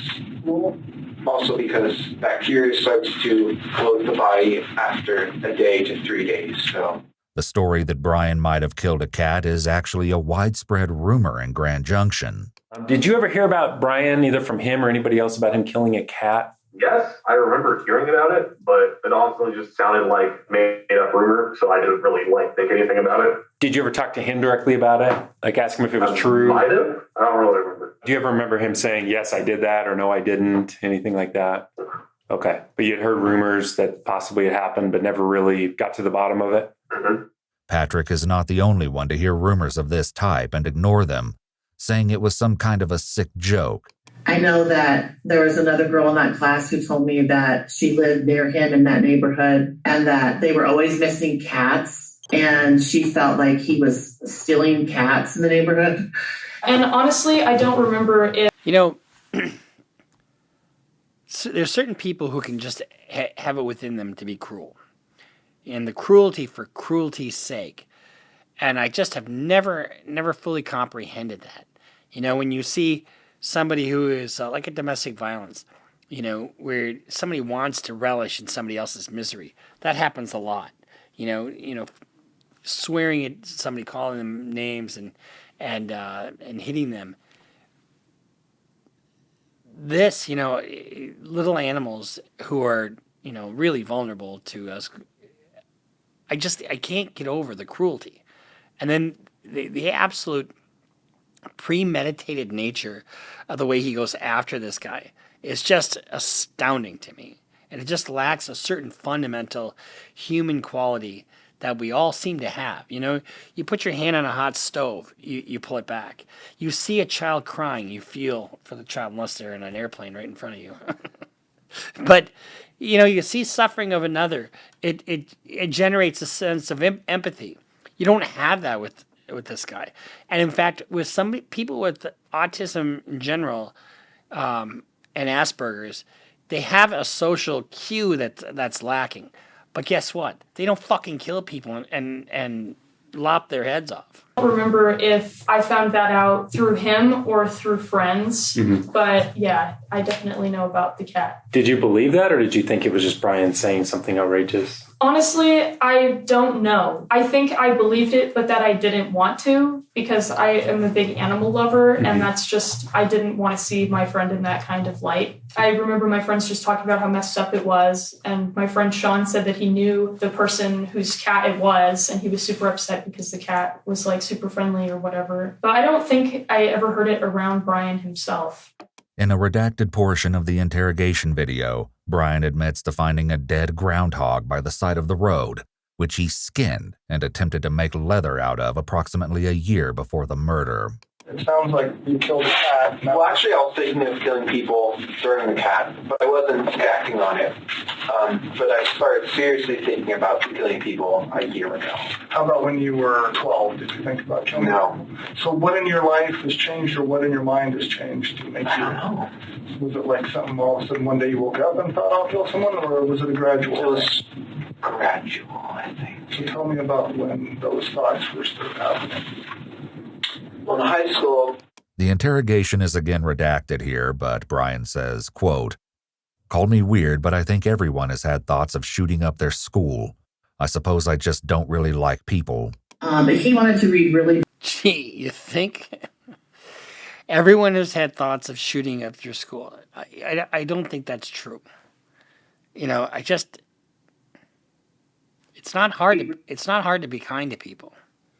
Bizarre things and things that we didn't have in the library. I remember he actually checked out a book about Son of Sam, and then the next quarter he wanted to read about the Columbine shootings. He was very obsessed with just that kind of darker stuff. You mentioned a writing assignment. I can't remember anything specific just because it's been so long, but it does seem like there was at some point something he wrote, an idea about Columbine or something like that. And I can't remember really the specifics. Okay. It's more of a sense that he had an unhealthy fascination with school shootings. Back in the interrogation, Brian tells the detectives that this isn't the first time his family has found something unsettling in his room. Last year, my parents found a kit I had been assembling. It had hammers shovels, knives, large zip ties, duct tape, saw. I wasn't. Okay. I find that in my son's room. What do? You know, you call the cops, and the cops says, well, it's not illegal for him to have that stuff. Or do you try to get him committed? You know, and it might not be enough there to get him committed. But how do you fucking keep track of a 19-year-old kid living at home, you know, when you really can't? You got to work, and your husband, well, actually, I think they were separated or whatever. But you're the only ball game in town. How do you make sure that your kid doesn't act on, you know, that murder kit that he had? For hurting people. They found it though, and I had convinced them it was for other methods, for other things. And it was an ultimatum where if I didn't throw it away, all that, they would call the police. And then I would have been arrested on charges of conspiracy. That was last year. Before. Okay, you can't conspire with yourself. Conspiracy is an agreement to commit a crime, but agreement with two or more people. Year before Halloween. So what made you put that kit together? That was for nights like that. So back then you were thinking about doing that too? Yes. So that was $100 done right. In an interview, Brian's high school teacher recalls that his parents didn't seem overly interested in his disturbing behavior. We weren't obviously the only class that was having issues with him, and I remember said that they had met with mom, and she kind of, I think they said, like, didn't really understand, like, what's the big deal sort of thing. Like, she wasn't really like, yeah, this is serious, or we need to get ahead of it. It sounded like they didn't get anywhere with her from what I remember. Indeed, a friend of Brian's mom notes that Terry felt that school authorities were unfairly singling out her son. Terry had like a binder, I remember, of information that she had conflicts with District 51. Okay. I know growing up as a kid, he was really teased in school, that they would call him like four eyes, geek, loser, dork, all that stuff. But the detectives in the interrogation room are more interested about his murderous intentions in the preceding months. I'm really curious, when you talked about the hammer and the shovels and the knives and like the zip ties, I mean, what was kind of your plan then? That's a little bit different than you did this time. Oh, yeah. So what was the plan back then? The plan was to go find, because there's no prostitutes in Grand Junction, I don't think. Have you ever had any sex crimes? Yeah. There's not prostitutes like 5 of them standing along the side of the road, but there's prostitutes in Grand Junction. Yeah, the plan was... Gee, that's good to know. There's prostitutes in Grand Junction. To go with one of them and have them come with me. And then the plan was to subdue them and tie them up and then torture her. So what made you not go back to the same plan and get, you know, if you kind of had that as a plan? Would I have been caught? Well, I don't know. My point is, if your folks, your mom found your stuff, right? Yes. And got rid of it. Why didn't you go back to that plan? Why change plans? Too much risky. First time in a row, they'll be like, okay, that's really suspicious, but okay, we forgive you, don't do it again. Okay. Second time in a row, we're calling the police on you. I didn't want to do that again. Oh, I see what he's saying. He's saying if they found his stuff, you know, why didn't you just go buy more stuff? And because the first time, you know, oh, we forgive you. Second time, now we know you're serious about killing people and burying them and torturing them. Bind, torture, kill. BTK killer. Remember that guy? Okay, fair enough. And so they didn't call the police? No, because they gave me an ultimatum, have them throw it all away or call the police. So I threw it all away. Detective Norcross does an excellent job showing great interest in Brian's kits and his previous plans, all of which encourages the suspect to keep talking and helps build a strong case against him. At this point, the video is redacted, but according to the transcript, the detectives ask Brian if he ever expressed any of his dark thoughts to his parents. He tells them yes, but... You know, I had a case a while back. My client was involved in a conspiracy to kill 2 of his buddy's parents. And he backed out of that conspiracy, but it went forward the next day. And, you know, this guy was adopted. And he just, in cold blood, just killed his parents just because he fucking hated them. Was them yes, but only disguised as jokes. For instance, he once said, quote, "Wouldn't it be funny if you sold a lipstick with mercury on it to those beauty pageant queens? and they got poisoned because of their pride. Brian was making these kinds of comments while in high school, as his teacher shares. Then he would just say some bizarre things, like to get a rise out of class, kind of to try and get attention on him, like just say a racial slur or, just kind of be loud and obnoxious to try and get attention. Were those outbursts like pretty random, just in the middle of class? Or like one was watching a video, I think it's about like Genghis Khan or something. He said something like, an Asian racial slur. I think it was, he got that or something like that. Okay. Of course, the matter before investigators today isn't Brian's inappropriate humor, but his actions on the night of the murder, and the revelations from that night are far from over. Brian finally reveals the twisted true story behind his mishap with his car and the river 2 nights ago. What were you doing down here, bud? Well, I felt like I needed to get out, and I figured, why not park here and just relax a little bit? Relax and think. As it turns out, Brian's road trip to the Blue Heron boat ramp had absolutely nothing to do with relaxation. He explains to the detectives that after he murdered Warren Barnes, he returned home to try and sleep. But I was worried that because there was a hole in my gloves right here, I was worried that they would be able to obtain a partial print. So I figured, why not go all the way? I drove back in a different outfit, picked up his body, surprisingly heavy, put it in my trunk, and drove to the Blue Heron drop-off station. I parked, so it's like this, right? So let's say this is ground. The ramp is quite steep, and you need to have four-wheel drive to pull out of it. Okay. And he found that the hard way. He found that out the hard way. My car didn't. So I pull in. I thought that I could drive out because I put it in reverse, A, so that it's easier to pull the body out, and B, because the back tires would provide propulsion to push up. Right. And I open the trunk, I take his body out, I put it in the water, and because I don't want fingerprints on a body, so I just try moving it with my shoes. That works successfully. He goes out some part in the river and floats off. Okay. God knows where he is now. Maybe a he. He's dead. Still a he. Okay, yeah. God knows where he is now. I think my guess was that it would be discovered this morning or next morning, so keep an eye out for any river-related activity. Okay. To inevitably drive out. Yeah. My car didn't come out. From Blue Heron. Yeah, from Blue Heron. Yeah. My car was stuck. I tried putting it full throttle. Yeah. That doesn't work. My car doesn't have four-wheel drive. Stupid me. Okay. And so then I tried putting it in low gear. I'm trying everything with this. Right. And it still doesn't come out. And then it slides into the river. Oh. My car slides into the river, me inside. And so I'm there in a car quickly being flooded with water. Okay. It's the middle of February. It's cold. At night. Yeah. In the river that's almost freezing. Yes. I'm drenched. Ooh. I almost died. So I'm able to climb out. I don't see the body, so I assumed it's traveled a bit. Okay. I come up, and I'm sitting there. I need to act fast or else I'll die of hypothermia. I'm panicking a bit at this point. I'm going to be like, this is what I'm going to be remembered for, dying of hypothermia and a botched attempt at hiding a body. And I'm just like... Once again, we see Brian in good spirits while sharing what could pass as an amusing anecdote if it were not for the horrifying truth behind what he's described. So here's what's going to happen.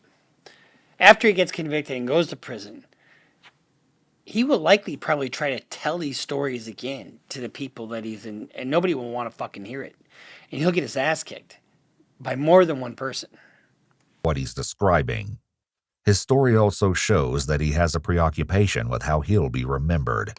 And what'd you tell your parents? I mean, you obviously, gotta tell them something, the car's in the river. Yeah. So what I say is, I feel like I need to get out. I often do. I feel like I need to get out. Hear my thoughts. Have you ever felt that? Yeah, absolutely. So I say that I drive down to the Blue Heron Point and just park and just turn off the car and think. And I tell them that I'm stupid and I park too low. And then my car slides in the river. Okay. Did they believe you? Yes. And then the police came. I didn't do a breathalyzer test because I wasn't drinking. When did the police or the sheriff think it was the police? Okay. In addition to the rest of the damning evidence Brian relays to the detectives, he now reveals that he was not intoxicated on the night of the murder, closing off another potential defense in court. However, what immediately caught the police's attention is blood from the body was on the reverse bumper. See, I forgot to wipe it off. First of all, this kid's not a good criminal at all. At all. I mean, he fancies himself. He's got some fascination with forensics. But even if he was drunk off his ass, voluntary intoxication would not be a defense. And I was so panicked, I wasn't thinking. And so when they pull it out, they immediately see blood on the bumper. And they're all thinking, we'd really like to get in this trunk. Fools. There is nothing in the trunk. Okay. And that happened this morning? Oh, you got him. You got him there, buddy. Okay. And that happened this morning? No, they noticed it after I'd been sent home at 3 a.m. Okay. They noticed the blood. But yeah, this morning they noticed more blood on the door handle, the other door handle, passenger one, and also the multi-layered gloves in the car. I took them out, and obviously my car went in there before I was able to throw them away. Sure. So did the cops talk to you guys about that this morning? Mm-hmm. Did the cops from the police department, did they talk to you about that this morning? No, I was not contacted. Oh. Brian's car was pulled out of the river in the early morning hours of February 28th, and this interrogation takes place the next day. All they were planning to do with me today is get my insurance information. Sure. And they were still curious about the blood. Did they ask you about that? No, because they did not notice it while I was still there. So when you say they were curious about the blood, how do you know that they were curious? Because my parents told me. Oh. They saw the blood too, and they were curious, but I said, I don't know where the blood came from. They thought maybe it was this cut, but obviously a cut doesn't produce that much blood. And they said maybe it was the recovering abscess under my... One of the things that you have when somebody gives a statement, you can't be convicted on your own word alone. So if the only evidence they have was your word that you did something, it's called corpus delicti. You cannot be convicted on your own confession alone without anything more. There's got to be evidence that corroborates your confession. So, for example, all the forensics that he talks about, the knife, there's just a shit ton of evidence that they have. Him telling where the fucking body parts were and finding them there, and him explaining, the various things that they found. Had they not found any of that, and it was just his own word, you cannot be convicted on your own word alone. About just how long it would take to find him, because it's a somewhat traveled road. Police have a nose for that type of thing. They're trained to be able to identify the smell of a corpse, and obviously that was botched. The true story of what happened at the boat ramp will come as news to his friend Kylan Like, with whom Brian shared a very different account. First, though, on the very same night that he dumped Warren's body into the river, Brian messaged a group on Discord, which Kylan was part of. He wrote, "So, I totaled my car. It's in the river." One of his friends replied, "What? You okay?" Brian wrote back, "Yeah, I okay. My car aren't, though." So I said, "Hey, are you okay? I don't have Discord RN, but I heard the news." And he said, "Yeah, I'm fine. Almost died, LOL. Sorry for the late response. My phone was off." I said, "It's okay. What happened?" He said, "I was out driving, needed to clear my thoughts, so I park at the boat ramp, drop off at the river, but my dump parks on the dirt and mud ramp. So when I try and leave, it gets stuck. I don't have my phone on me because it's dead. I try shimmying it, low gearing it, nothing works. Then it slides into the river, me inside. I'm able to get out, drenched in cold water, 1 a.m. I responded, "Oh my God." He said, "It's freezing out in February at night. I know I'll die of hypothermia if I don't act fast, so I make my way onto the road and wait for a car that takes 5 minutes. I flag him down, and the Samaritans help me by letting me use their phone to call my parents and to heat up in their car. I said, "Jesus Christ, dude." He said, "They arrive, the police are called, and we collectively decide to wait until tomorrow to tow it out. So in summary, I nearly died and am out of a car. It was towed out this morning, but I'm fine. Sorry for the wall of text. That was my Saturday night." The Samaritans Brian mentioned are Durwood Pfeiffer and his grandson Kellen, who stopped to help him that night. In an interview, Kellen describes Brian's behavior at the boat ramp. During the encounter, before his family got there, he kept kind of pacing around and saying, "I'm effed," expletive, and try to calm down a little bit because I thought he was kind of concerned about his family finding out he crashed his car in the river or something. And I was like, "Hey, it's going to be okay," And it seemed to calm down a little bit, but I just remember it was a little off-putting how he just kept on pacing saying, "I'm effed, I'm effed, I'm effed," this over and over and over again. So with his attempt, I'm fucked, I'm fucked, I'm fucked. Well, he knows he's fucked. And he doesn't, at this point, he's not acting like he cares one tiny little bit. To dispose of the body and cover his tracks, Brian is showing clearly that he knows right from wrong. His mindset is further demonstrated by his search history on the day after the murder, when he looked up how to wipe data from Android phone. Does a river wash away evidence? How to dispose of organic refuse. His history also contains numerous searches for information on serial killers, a subject Brian has great interest in. I read books. So remember what I've always said, we leave a digital footprint. And so this is before and after. So you've got him searching for serial killers. So he's still, probably jerks off to this stuff. He gets so excited. And I think had they not caught him, he would have killed again. The search history also gives you a state of mind of the defendant, right? You can see, like, if I'm searching for McDonald's chicken fingers near me, you can probably tell that I'm hungry. But if I'm searching for, how does chloroform work on a child, you could probably tell that I'm planning to do away with a child. I have a book on forensics. Okay. Did you read the book, the Ted Bundy book? No, it was on the internet. Yeah, okay. All right. And Pete has studied him too. Yeah. So. Crazy. Do you know who Ed Gein? No, Ed in California. Big Ed Kemper. Yeah. Studied him? I know of him. He was a Goliath. He was 6'9", 300 pounds. So can I ask you a question? Almost all those people did this for some sort of, whether they had sex with the body or it was some sexual gratification in their mind? Criminology, there's different types of... I'm not a serial killer by no means. Bullshit. Well, you're not a serial killer because this is your first kill. And you weren't good at it, so you got busted and caught. But with serial killers, there's different types of them. There's organized, disorganized, visionary, missionary. I'm just wondering what gets you excited about doing it? Well, I'm not really sexually attracted to it. I was just asking. Brian's statement that he found no attraction to the concept of murder is doubtful, given his excitement at the chance to relive the killing by telling the officers every little detail of the crime. Still, the detectives are determined to figure out the why behind Brian's gruesome actions.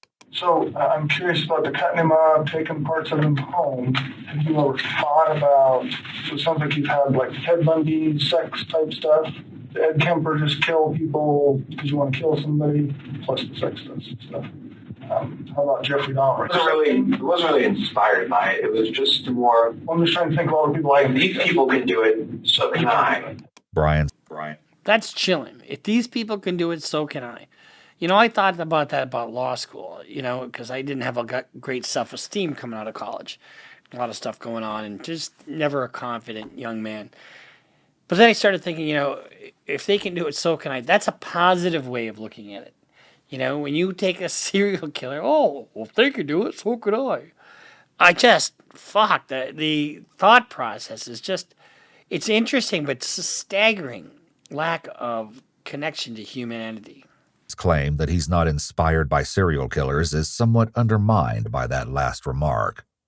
The following part of the video is redacted, but we know from the transcript that Brian tells the detectives that his nickname in high school was Jeffrey Dahmer.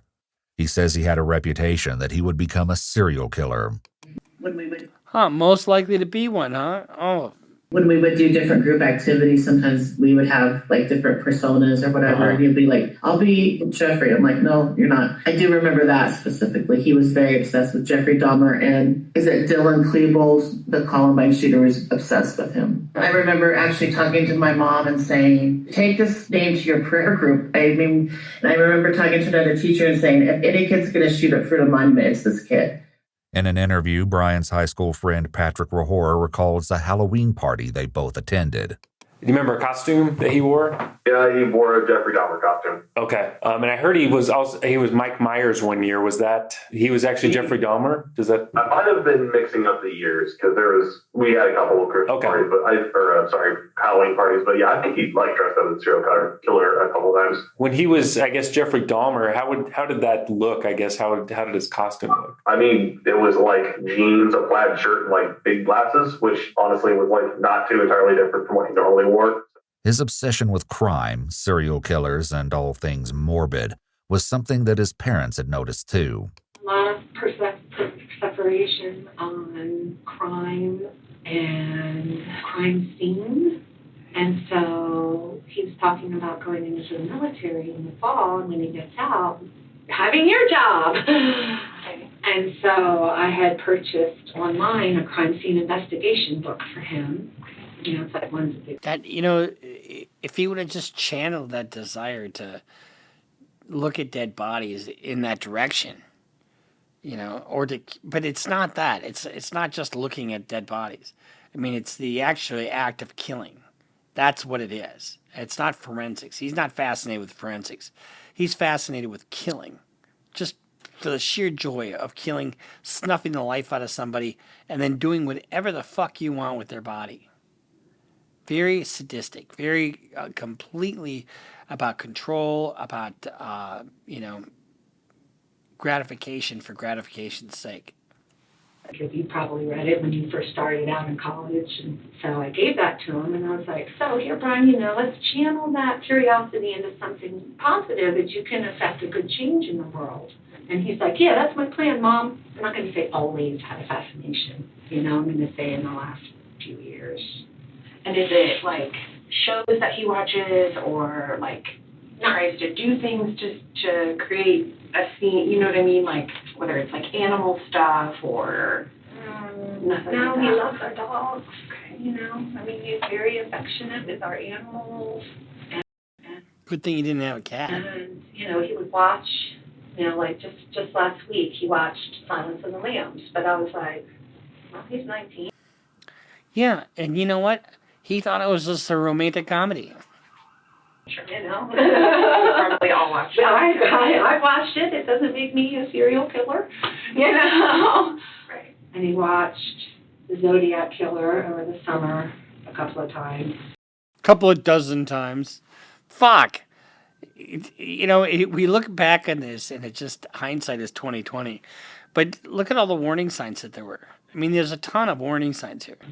Brian's affinity for Jeffrey Dahmer wasn't the only warning sign observed by his teachers. Like the first week of school, we had a meeting with all of his teachers and his case manager, expressing the concerns that they had with him and also explaining some of his behavioral issues. Did anybody express that they had concerns he could be a serious safety issue or anything like that? Yes, I believe so. We were to keep a very close eye on him, and it's certainly very apparent early on that he was a very troubled person. In the 2019 school year, one of Brian's teachers found a notebook filled with a number of disturbing elements. So I remember I don't even remember who found, there was like a notebook, I don't know if it's part of a notebook check, my student teacher, another student, or somehow it got brought. We had a meeting with Officer Bomar and the administration out at Fruita just because it had some obviously concerning stuff talking about like serial killer statistics and stuff. Like he seemed to be kind of enamored with that. So that was kind of... Seems like there's plenty here to go on. And they asked us, did we think he was like a threat to us or other students? And me and my student teacher didn't feel like he was going to do any harm to anyone on the school. So famous serial killers, some information about... Yeah, like kill counts and just stuff like that. Okay. Like, that's not entirely normal. The disturbing contents of the book discussed by Brian's teacher far exceed his initial portrayal. Within its pages lie numerous troubling entries detailing Brian's fixation on serial killers and other disturbing topics. Among these, Brian has devised his own cryptic code or alphabet. Furthermore, Brian's brief profiles of his favorite killers paint a grim picture of his unhealthy obsession with destruction and depravity. Additionally, he outlined plans for taking lives and holding strong opinions about his own purpose and actions. The book was also filled with quotes about his beliefs in neutral evil. One such quote read, "A neutral evil villain does whatever she can to get away with. She's out for herself, pure and simple.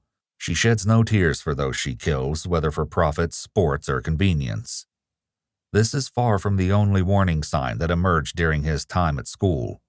In December of 2018, Brian was arrested on assault charges when he hit another student with a homemade mace.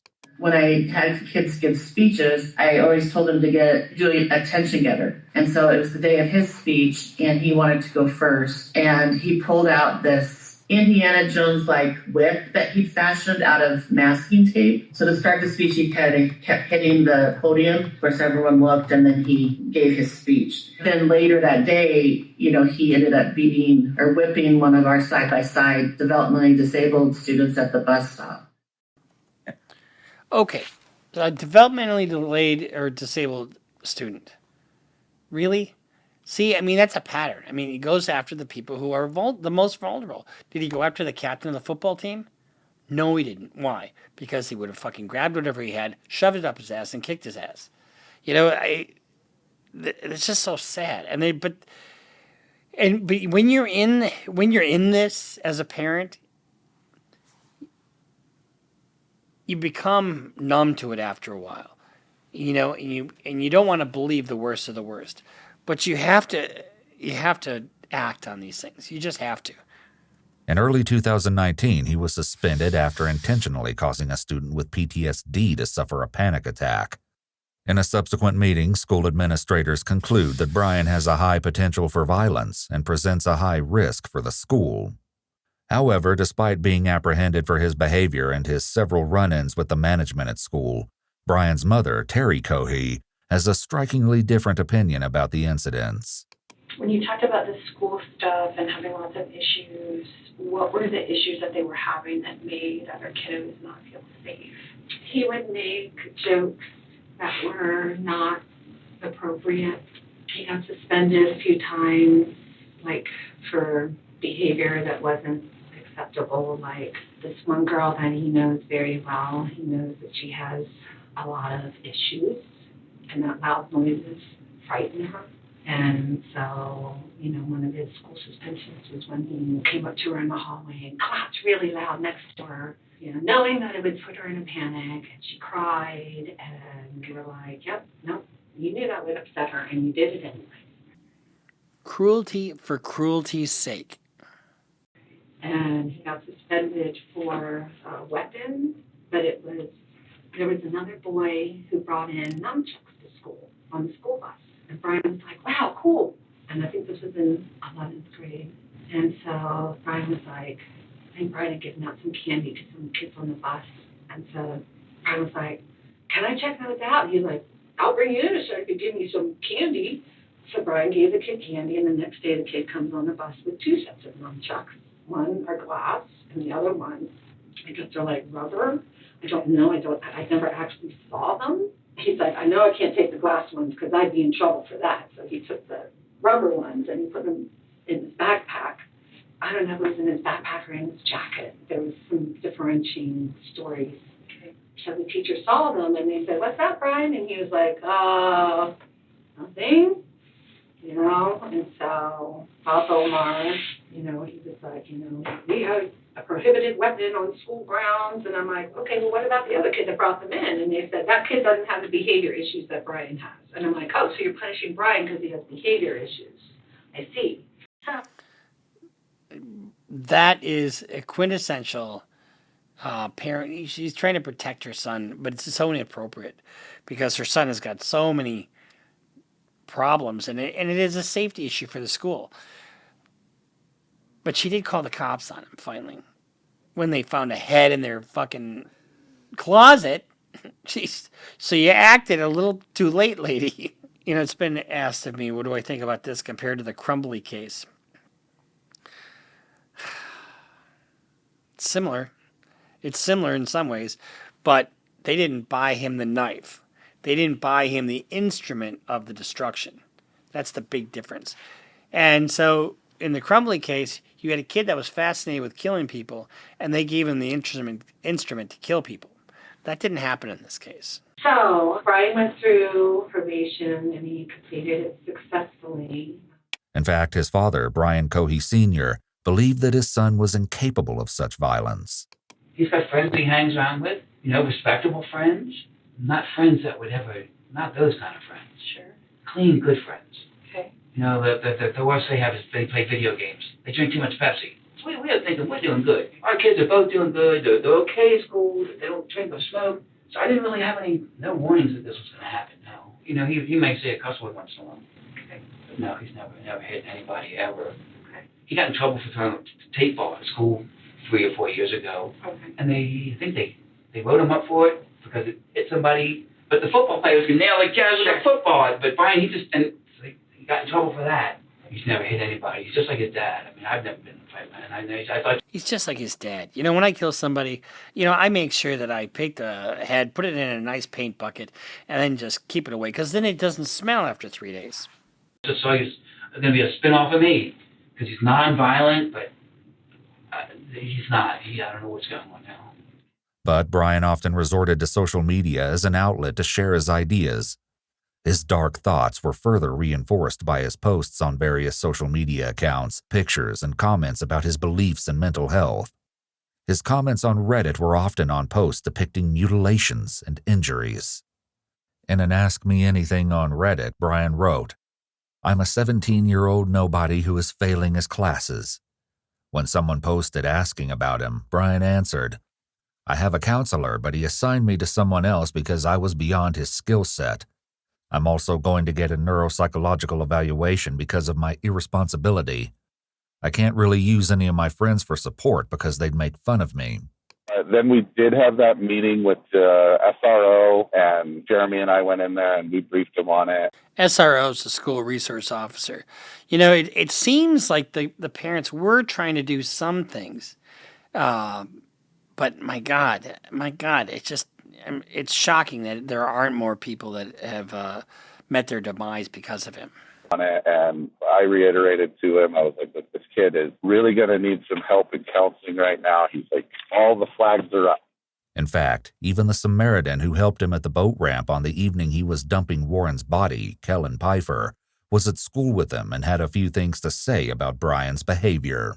I remember my friends kind of complained, and one of my friends, Isaac, just did not like being in the same bus as him. He found him very obnoxious. And he complained about him a few times to me. I never really took too much notice at the time. And I was like, "Dude, this kid won't shut up on the bus. And he says the most inappropriate stuff." And I'm just like, "Yeah." And he was like, "I just hate the kid." And I never really, like I said, took much of a note, because it was kind of like at that point, like, "Oh, yeah, people are like that. You know, some people are just annoying."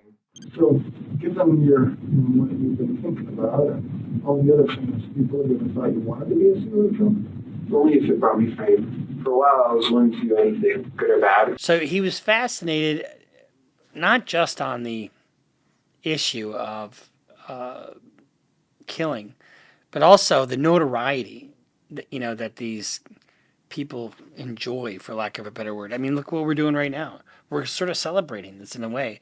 We're studying this, but we have a fascination with true crime, don't we? I mean, that's why it's so popular.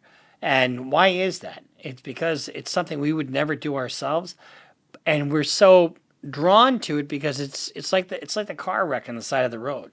You know, we can't help but look at it. You know, we can't help but be fascinated by it. That was years ago in school. I was willing to do anything, whether it be good or bad, just to gain notoriety, fame, influence. Brian's comments about fame hinted a possible motive, but we still don't know the ultimate reason behind his horrific actions. In the hopes of drawing that reason out of him, detectives now take him one more time through the story of the gruesome killing. And this time, we get details that are even more monstrous than what we've learned thus far. Did he see you? No, he was not woken up until I pulled the sheets back. I know this is going to be real fast. You pulled the sheets back. And before you stabbed him, did he see you? No. And I pulled the sheets back, I get on him, like a knee, and then stab him, and he wakes up. He's, "What are you doing? What are you doing? Get off me!" And I think you stabbed him anywhere besides that. I know you said the neck a lot of times. How many times do you think? Did you count him? No. I was going until he stopped. Okay, how many? The glee is astounding. Look, I mean, he's smiling from ear to ear. You know? How many? Just your best idea how many times? 30 or 40. Okay. You said the neck. Besides cutting his arms off. Well, actually, it was a general assault. I was mainly targeting his neck because that's the most vulnerable area. I was stabbing his head, anywhere in that general area. I stabbed his head multiple times. How about his chest, his stomach? His chest, I stabbed once through the ribs. Which hand were you using? Right hand. It was his right ribs, and I just went. I sliced open his belly, carved up his leg. Not like I made several slices at his leg. Why did you do that? I was just doing everything I thought of at the moment. Then I cut off his head. I gave him a Glasgow smile. What's that? A Joker smile. Why were you doing that? I suppose it was a frenzy. I was so excited, so rushed up on adrenaline every day. It was just, woo-hoo. And he's excited now, just retelling the story. I paused and he said, "Why are you doing this?" And I said, "I've been wanting to do this for a long time." Brian has used very little vulgar language up to this point in the conversation. Between that and the exactness of his quote, it's easy to believe that this is an accurate recollection. So let's talk about before you were sure he was dead. Where else did you stab him before he was dead? Nowhere but the head and neck. Okay. When did you stab him in the chest? After he perished. Okay, and how did you know he perished? He let out a final gasp. Okay. And he wasn't fighting later on. He was losing too much energy, blood loss. Okay. And he just finally gasped, and I needed to make sure, peace of mind, so I decapitated him, partially as for the hell of it. So let's try to go step by step. You said you stabbed. Partially for the hell of it. You know, if there's ever, I don't believe in the death penalty. I just don't believe it because number one, I don't believe the government should be into sponsored killing, government-sponsored killing. But if there's ever an aggravated sentence for the maximum of whatever anybody could get, this should be it. Him in the neck and the head while he's alive. Yes, I paused. We had a conversation where he said, "Why are you doing this?" And I said, "I felt like doing this for a long time." I continued. He died, deceased, whatever you want to call it. And then I stabbed his ribs, opened up his belly, sliced his leg multiple times. Okay. Derobed him, and then decapitated him, removed his hands, his joints. Did you derobe him before or after you opened his belly? After I opened his belly. So you cut through his clothes to open? No, I lifted up his shirt and just... Okay. Which way did you go? Like a deer this way or like this way? No, this way, across his belly. Okay. If what Brian has admitted to so far has not put a sick feeling in your stomach, the gory details to come will surely do so. You didn't see his heart or anything? No, he was very thin. I thought about taking out... What else do you think you saw? Internally, what did you see? I saw his liver, his large and small intestine, and that's it. Some of it was yellow. I was thinking about taking out his heart. I was thinking about crushing the ribs and disemboweling him entirely. Okay. Did you disembowel him at all, or just cut him open? I cut him open, but his organs spilled out by themselves when I was dumping him. Anything else? Did you take anything besides? No humanity, just when I was dumping him. Think about the deliberation as this is going on. He's thinking, he's acting, and this didn't happen in 5 minutes. I mean, he's spending time with this body. It's not easy to cut off an arm. It just isn't. I don't care how frail the guy is. It's not easy to cut off a head. The ferocity of the attack and the amount of deliberation that takes place is something that can't be lost on a court of law. Is it like anything internally? No. And how did you know it was his liver? I mean, you ever go hunting, or how do you know it's somebody's liver when you open them up?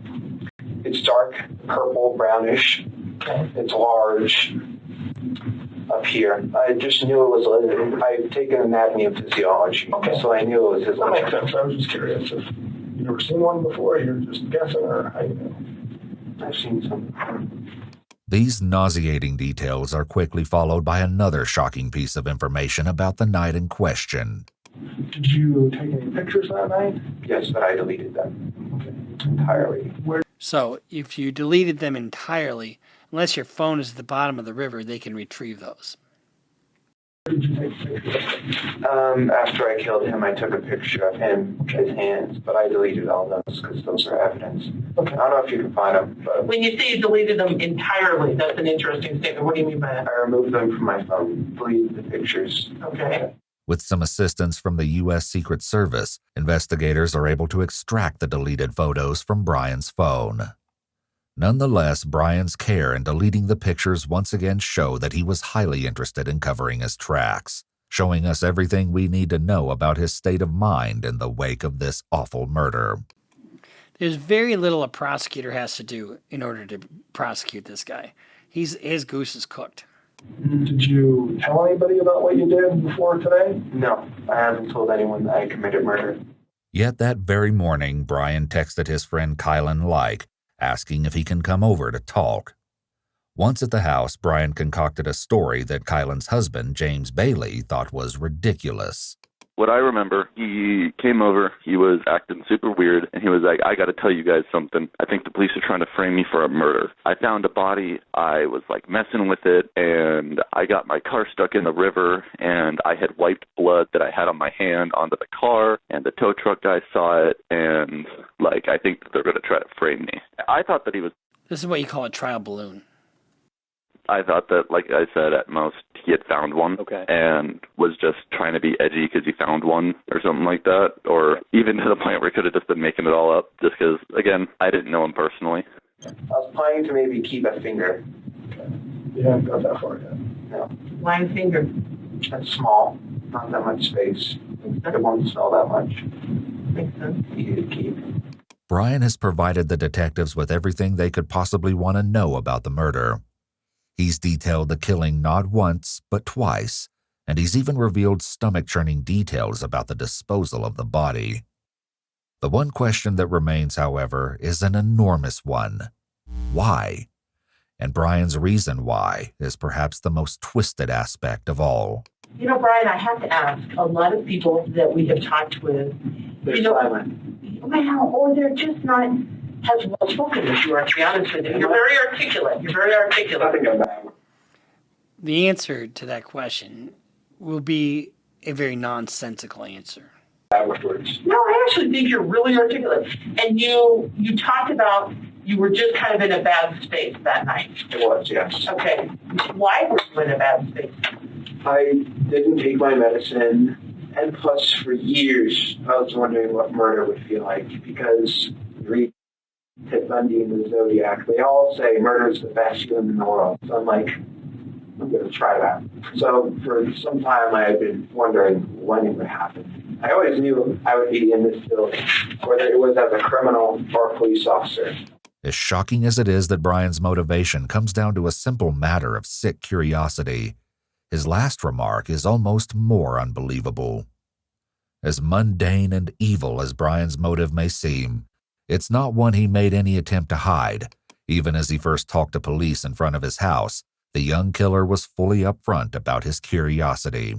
Like, for real human head and hands? Yes. From? That fellow who went missing recently. Which fellow was that?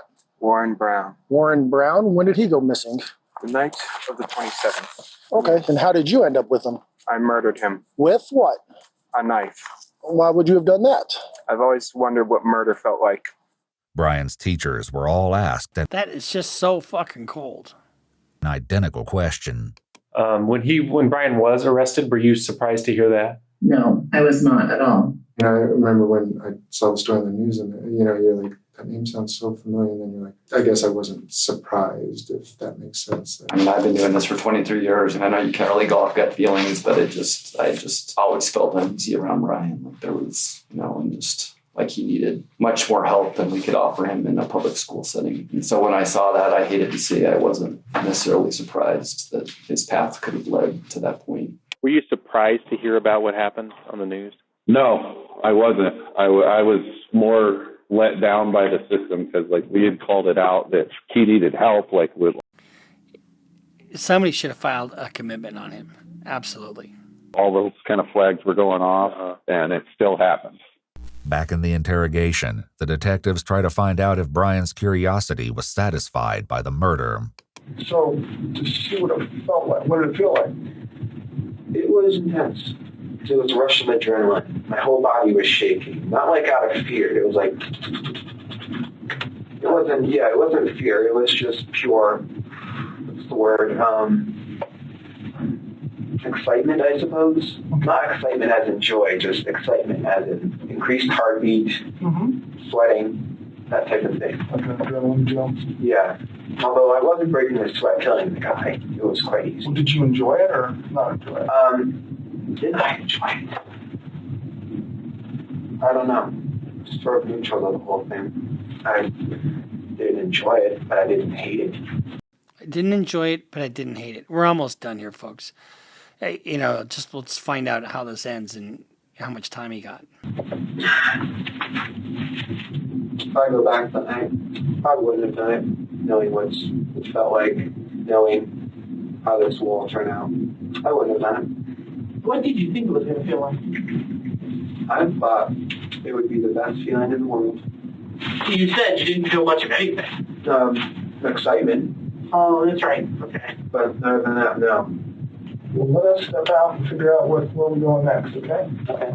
The interrogation is over, and Brian seems highly satisfied with how he's cooperated with the detectives.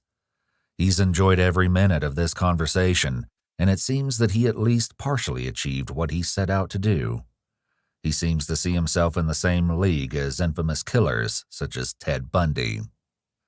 Brian may be done talking on camera, but he still has one last comment to make. According to Detective Berg's official report, when he walked Brian to the booking department, Brian smiled and said, "I feel like Hannibal Lecter right now." Brian Cohey Jr. pled not guilty by reason of insanity in January 2022. This plea triggered a psychological evaluation. Noting the matter-of-fact way he presented the details of the murder, the doctors asked him how he felt about the killing in retrospect. Brian said, quote, "Yeah, it's just kind of a thing that happened. It sucks, but it happened." When asked what about it sucks, Brian mentioned that he was now locked up, couldn't see his friends, and emphasized that he really missed video games and the internet. He did not, however, express any remorse for the victim. That's because he didn't have any remorse. He didn't really care about the life. He didn't have a connection to life itself. So I don't know what's going to happen now. I don't know how we got to get some kind of advice or find out what to do. Or if she has her own business here, and I have my own business, and I carry the same man's name as my son. Right. And now it's going to be all over the paper. Brian Cody killed somebody. Right now we can't do anything. Well, we can't go anywhere. I'm not working anymore. She can't have any more kids anymore. Everything's over. It's all done now. It's over. Our lives are totally over. A jury ultimately rejected the insanity defense and found Brian Cohey Jr. guilty on 1 count of evidence tampering, 2 counts of tampering with a deceased human body, and 1 count of murder in the first degree. Because, Murray going to jail for 15 years probably. Contrary to Brian's estimations, he was sentenced to life in prison without the possibility of parole. He's currently serving out his sentence at Buena Vista Correctional Complex in Colorado Springs. Monique Lanati reflected on how she would want her friend to be remembered. If I had to say one word about Warren, he was amazing. A permanent metal art memorial was installed next to Monique's bridal downtown, carefully crafted to reflect Warren Barnes' favorite pastime, reading books.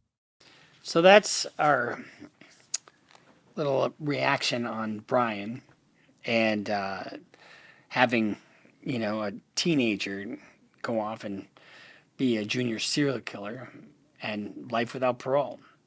And there's not much you can do with that from a defense lawyer's perspective.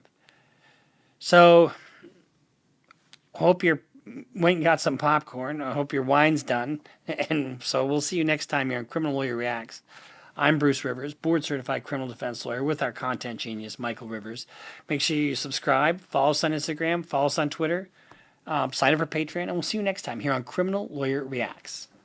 Bruce Rivers just broke down your case.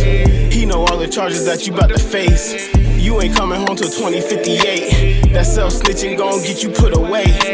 Bruce Rivers just broke down your case.